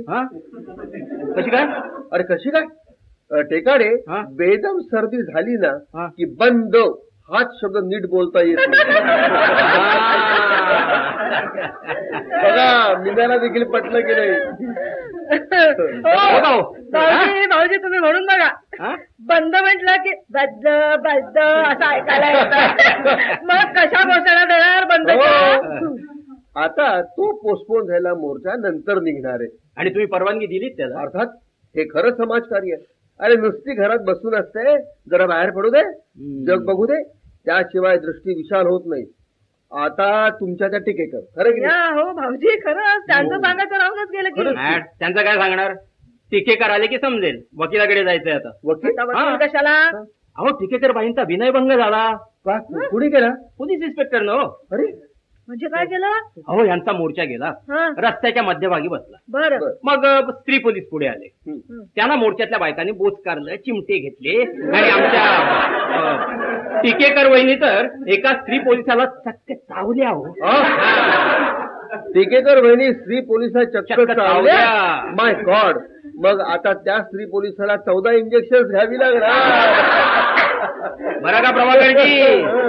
तीही पोटावर. बरं पुढे सांगा, फालतू विनोद नको. स्त्री पोलिसांना बायका आवरेना. बर. मग पोलीस इन्स्पेक्टर पुढे आले. बर. इतर बायका पटापट पळाल्या. काय सांगता काय, जातीच्या राण्या. हो कशाला उपमा देता त्या थोर साध्वीची. प्रभाकरजी बायकांचे मोर्चे का निघतात माहित आहे. हो सरकारनंच ती पाळी आमच्यावर आणली आहे. ते असेल हो, पण ते कारण नाही. मीना वहिनी समजा या सगळ्या बायकांना सरकारनं 4-4 महिने तुरुंगात सरळ करून ठेवलं तर मोर्चे निघतील का. ते नाही ताई सांगतायत. तुम्ही स्वतः जाल का. हो पण असं व्हायचंच नाही. हो 2 वाजता मोर्चा निघाला की संध्याकाळी 7-8 पर्यंत घरी यायला मिळतं. मिले याची खात्री आहे म्हणून जातेस. काय राष्ट्रप्रेम. पण उगीच टिंगल करू नका. मी जर 4 महिने घरी परत येणार नसते तर तुम्ही औदार्यानं परवानगी दिली नसती. हे असंच आहे. आमचा टीकेकर असाच फसला. अहो विनयभंग प्रकरण वगैरे वगैरे निघेल हे त्यालाही माहित नव्हतं. अहो इतर बायका पळाल्या. टीकेकर बाई मंत्र्याच्या मोटारीपुढे ठाण मांडून बसल्या. इन्स्पेक्टरनं तिला गणपती सारखं चक्क उचललं आणि फुटपाथवर नेऊन ठेवलं. काय म्हणता काय. हलकट मेला काय. अहो रस्त्यातला अडथळा दूर करायचं काम त्यांचं. बरोबर. त्याने ते केलं. त्याने त्याची ड्युटी केली. आता त्याच कामासाठी त्याला नेमल्यावर त्याने सरकारी हुकूम मोडायचा की काय. आणि खरं म्हणजे हे असं घडू शकतं हे टिकेकर वहिनीला माहिती असायला पाहिजे. अहो टिकेकरीन बाईंना कशाला नावं ठेवायची. बर हे मोर्चा वगैरे प्रकरण सुद्धा प्रभाकरजी निवडणुका जिंकण्यासाठी असतं. भोळ्या बायका फसतात, महिला मंडळात तरी जातात किंवा मोर्चात, किंवा ज्यांच्या घरी स्वास्थ्य आहे, नोकर आहे, स्वयंपाकी आहेत, त्या बायकांनी भाग घ्यावा या भानगडीत. खरोखर 4-4 महिने सगळ्या महिलांना तुरुंगात डाबलं ना तर संसाराचं काय होईल माहिती आहे? किती बायकांना हे मानवेल? अगदी अगदी अगदी बरोबर. रास्त प्रश्न आहेत मीने. पण आपण असं करूया, तरी देखील तू विचार करू नको, तू भाग घे. कोणी केला तुला विनयभंग तर मी आहे. आपण फिर्याद करू. आपण फिर्याद करू. नको. आता नको काय? नको. मग नाही नाही, मी बेत बदलला. मी बेत बदलला. मी कसं सांगून येते. प्रभाकरजी मीनाताईचा मोर्चा बंद नाही, बल्ड बल्ड.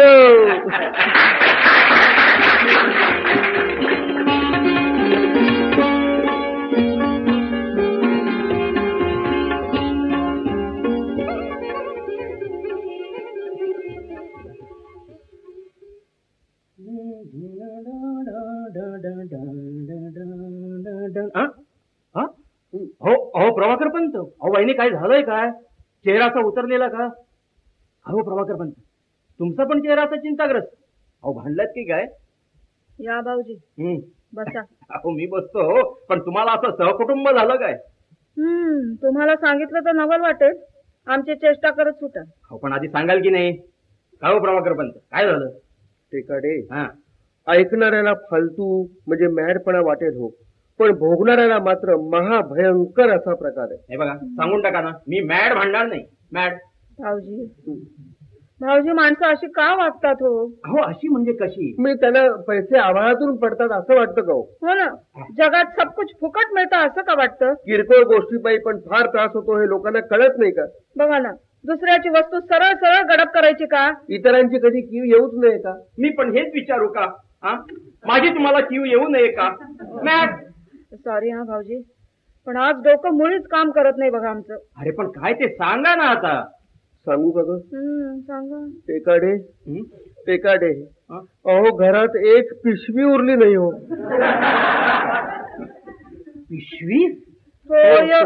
पिशवी? मॅड मला वाटलं केवढा घोर प्रसंग ओढवलाय म्हणून. पाहिलं, म्हणूनच तुम्हाला मी काही सांगणार नव्हतो. का? आमच्या समस्येला तुम्ही हॅ असं करणार हे माहिती होतं. जाऊ दे म्हणा, सगळ्या जगाची ती रीत आहे. त्याला टेकाडे तरी तसे अपवाद ठरणार नाही का? अहो तुम्हा दोघांचा काय गळजप चाललाय मला काही कळत नाही. अहो गळजप काय म्हणताय भाऊजी? अहो आमची अडचण ध्यानात घ्या आधी. पण काय झालं? अहो सांगितलं ना, एक पिशवी राहिली नाही घरात. मग संकट काय आणि अडचण कसली? सरळ दुकानात जायचं आणि हव्या तेवढ्या पिशव्या विकत आणायच्या. हो हव्या तेवढ्या म्हणजे किती? हे बघा आता तुम्हाला किती पिशव्या लागतात तेवढ्या आणायच्या. ते मी कसं सांगू भाऊजी? अहो नेमकं हेच दुःख आहे आमचं. बरं अहो पिशव्या लागतात तेवढ्या आणायच्या, दुःख काय बुवा? मॅड अहो असं काय करता? आम्हाला जन्मभर किती पिशव्या लागणार आहेत हेच कळत नाही. का हो का? मग अहो कारण घरातल्या सगळ्या पिशव्या लोक मागून नेतात आणि परतच करत नाहीत. तुम्ही पण लोकांना पिशव्या देतात का? भाऊजी काहीतरी प्रश्न विचारू नका. आम्ही काय संक्रांतीतल्या हळदी कुंकवासारख्या पिशव्या लुटतो का? अरे मग तुमच्या पिशव्या जातातच कशा? अरे काय आमच्या पिशव्या काही एकदम साथ आल्याप्रमाणे कल्पने जात नाहीत की? जाताना एकच जाते आणि जाते ती जातेच. अहो पण तुम्ही लोकांना देता म्हणून. अहो मनापासून देत नाही हो, द्यावीच लागते म्हणून देतो.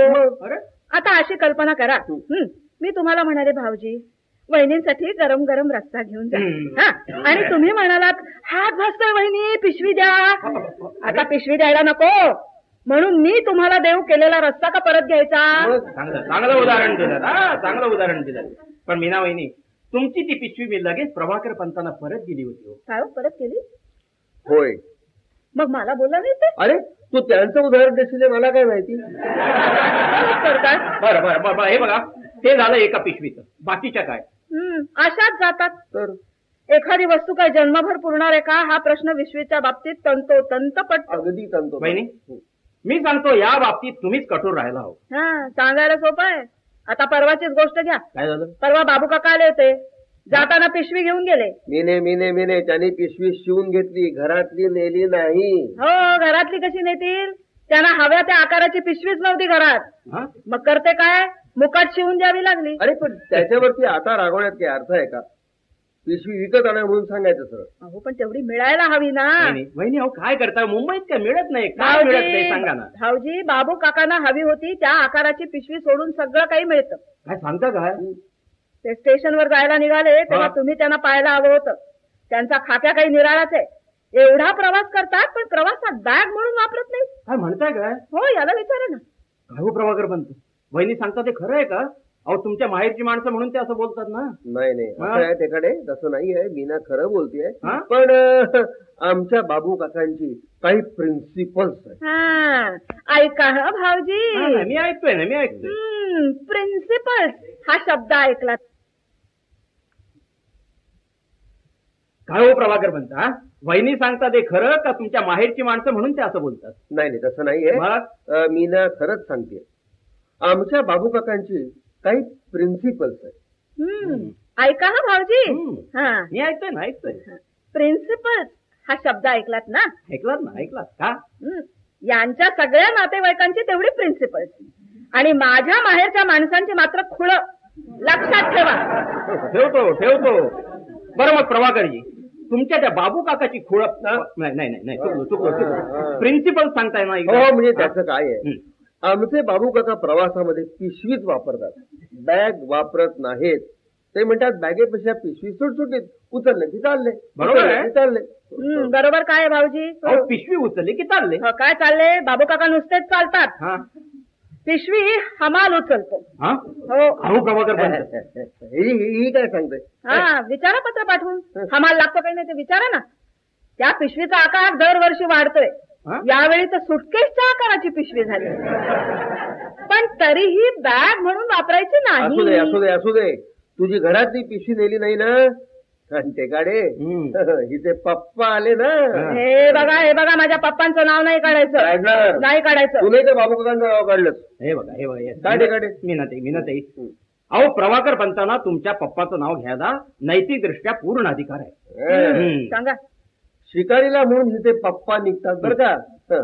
शिकारीची तयारी म्हणून 3 पिशव्या नेतात आणि शिकार तर सोडाच पण पिशव्याही परत येत नाही. असू दे हो. विषय चाललाय पिशव्यांचा, पप्पांचा नाही. मी पप्पांबद्दल बोलतच नाही, मी पिशव्यांबद्दलच बोलतोय. समस्या आहे खरी बाबा. आहे ना समस्या भाऊजी? आहे. पण त्याच्यावर उपाय नाही असं नाही. आहे का? प्लीज सांगा. अहो पिशवी देतानाच ती परत मिळणार नाही अशी मनाची तयारी करून द्यायची. वा भाऊजी, काय पण उपाय सांगितला तुम्ही. कशाला हवाय सांगायला? अहो दुसरं काय सांगणार टेकाडे भाऊजी. पिशव्यांच्या साडेसातीतून हा टेकाडे पण सुटलेला नाही. बर शेवटी स्वतःचं समाधान करून घ्यायला शिकलो. मत आणि पिशवी नेहमी देण्यासाठी असते. अहो निवडणुकीत दिलेलं मत परत येतं का कधी? निवडून आलेला उमेदवार आणि पिशवी नेणारा माणूस एकच जातीचं. म्हणजे कसे? अहो आपल्या वस्तू नेऊन आपल्यावरच उलटवणार. नाही म्हणजे व्याख्या म्हणून ठीक आहे, पण भाऊजी यावर काहीतरी उपाय शोधायला नको का? लोक मागताना इतकी पटकन मागतात पिशवी आणि नंतर काही देत नाही तो. म्हणजे आपण आठवण केली तर लगेच म्हणतात मेली एवढीशी तर पिशवीची बाब, पण बाईचा जीव तेवढ्यासाठी खाली वरवायला लागला. ते काढे आणि मीने मला तर असं वाटतं की पिशवी ह्या वस्तूला खरं तर कायद्याने संरक्षण मिळायला हवं. म्हणजे काय होणार? अरे म्हणजे पिशवी देत नाही असं म्हणून एखाद्याकडनं वाईटपणा पत्करायची वेळ येणार नाही माणसाच्यावरती. पिशवी देणं किंवा पिशवी घेणं या व्यवहाराला कायद्यानेच बंदी होईल. अरे मग पिशव्या काळ्या बाजारात जातील की? म्हणजे पुन्हा टंचाई. म्हणजे मग सरकार मान्य पिशव्याची दुकानं उघडली जातील आणि पिशव्यांवर सुद्धा कर येतील. पिशव्यावरून निदर्शनं होतील. सध्या ज्यांना ऐपत आहे त्यांनी पिशव्यांची तोंड जरा सैल केली तर इतर सगळ्या गोष्टी त्यांना मिळतात तरी. पण आता पिशव्याच गडप झाल्या तर तोंड तरी कशाची सैल सोडायची हा प्रश्नच आहे. मग साहित्यकारांची आणि पत्रकारांची तोंड सैल पडतील. साठी समारंभ सत्कार समारंभांना पायबंद. तो कसा काय? पिशव्यांवर बंधनं आल्यावर थैली कशी अर्पण करणार? चुकलात, अगदी चुकलात. फक्त पिशव्यावर कंट्रोल. झोळी आणि थैली हे 2 प्रकार त्यातून वगळायचे. नाहीतर एकूण कारभार चालणार कसं? हो मग यातून चोरट्या पिशव्यांचा व्यवहार सुरू होईल. स्मगल्ड पिशव्या. मग पेपरातून बातम्या येतील आज मुंबई पोलिसांनी टॅक्सीचा पाठलाग करून नाही तसं नाही भरधाव धावणाऱ्या टॅक्सीचं म्हणा. येस भरधाव धावणाऱ्या टॅक्सीचा पाठलाग करून 12 लाख रुपये किमतीच्या पिशव्या पकडल्या.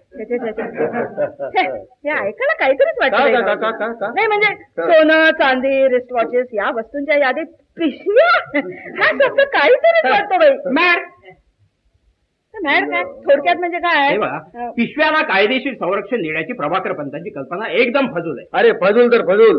भाऊजी तुम्हीच याच्यावर उपाय सांगा. सांगतो ना. मला हे कळत नाही तुम्ही एवढे हवालदिल का झाला ते काही. असं काय करता उद्या रेशनिंग आणायला एक पिशवी उरलेली नाही. ही तुमची चूक आहे. काय अहो जीव गेला तरी 72 पण रेशनच्या पिशव्याला हात लावणार नाही अशी प्रतिज्ञा करायला हवी.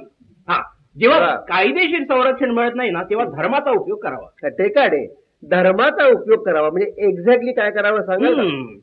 हो लग्नाच्या वेळी नातीचरामी शपथेत पिशवीचा समावेश करून टाकायचा. ते काहीतरीच बोलतोय.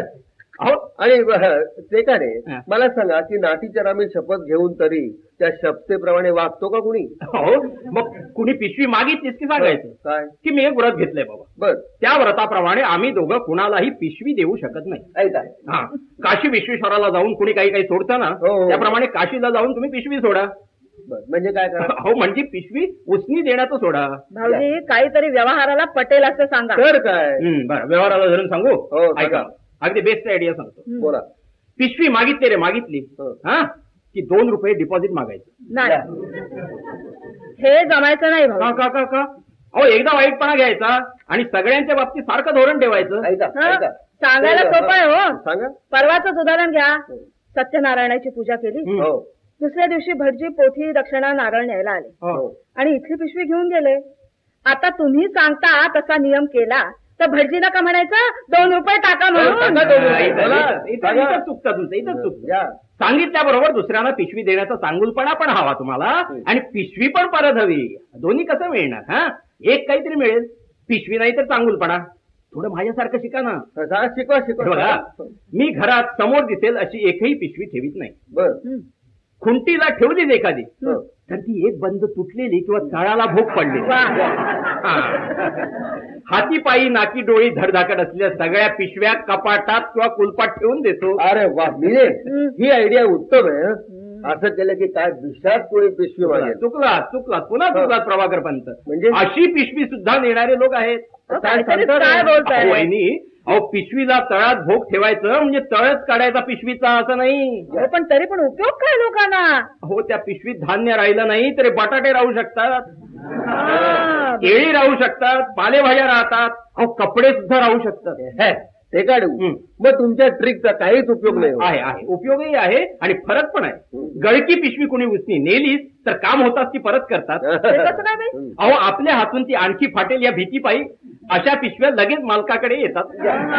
अहो धड पिशव्यापेक्षा फाटक्या पिशव्यांची लोक जास्त काळजी घेतात. एकमेकात घरी बोलतात सुद्धा.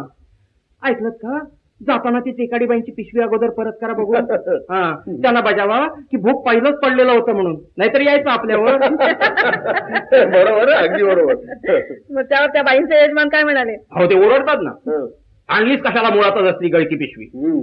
त्यावर मग बाईसाहेब म्हणतात आता त्या बाईच्या घरात साधी पिशवी पण नसेल असं कसं होईल. क्लबात जाते समाजात जाते. म्हटलं मिळेल पिशवी. त्या दिवशी मी पिशवी मागितल्याबरोबर मला मिळाली तेव्हाच मला नवल वाटलं होतं. म्हटलं मी मागते काय आणि लगेच मला मिळते काय. पण भाऊजी म्हणजे बदनामीच नाही. बदनामी झाली तर झाली. ज्यांच्या घरी धड पिशव्या आहेत आणि ज्या लोकांना केव्हाही पिशव्या मिळू शकतात त्यांना लोक काय नावं ठेवीत नाहीत. अहो पिशवीवरून नाही तर आणखी कशावरून तरी ठेवतातच. तेव्हा तो विचार करायचा नाही. पुष्कळ लोकांना आता कळून चुकलंय की टेकाड्यांच्या घरी आता कधीही पिशवी मागा घालणारीच पिशवी मिळणार.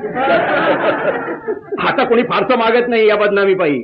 इथून तिथून पुढे घरातली पिशवी जाणार नाही अशी खात्री झाली की कपाटाच्या पिशव्या खुंटीला हळूच लावून ठेवायच्या. बाकी कमाल आहे भाऊजी तुमची.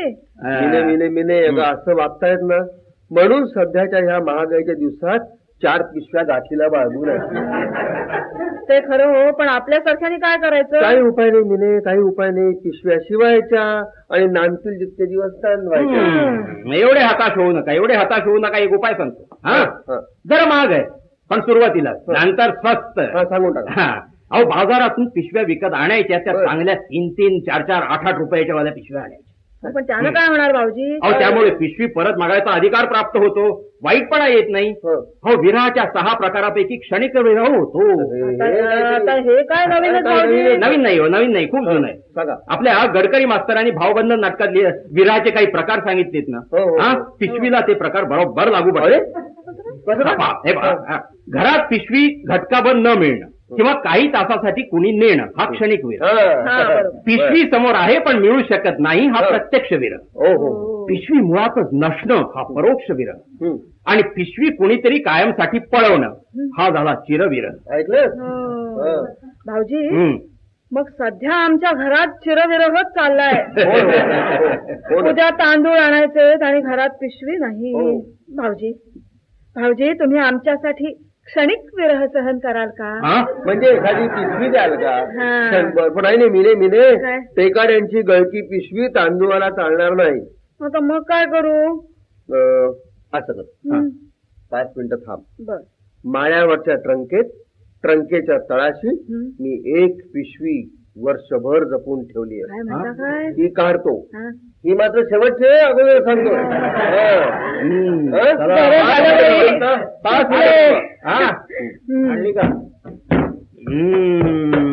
हे का? बघीधर कशी आहे? किती छान आहे हो. छान छान छान प्रभाकर पण छान. अहो मॅडम की अहो ही पिशवी माझी. अहो वर्षभर शोधतोय की. बरं झालं अकस्मात मिळाली, लाभ झाला. प्रभाकर पण मी निघालो. पिशवी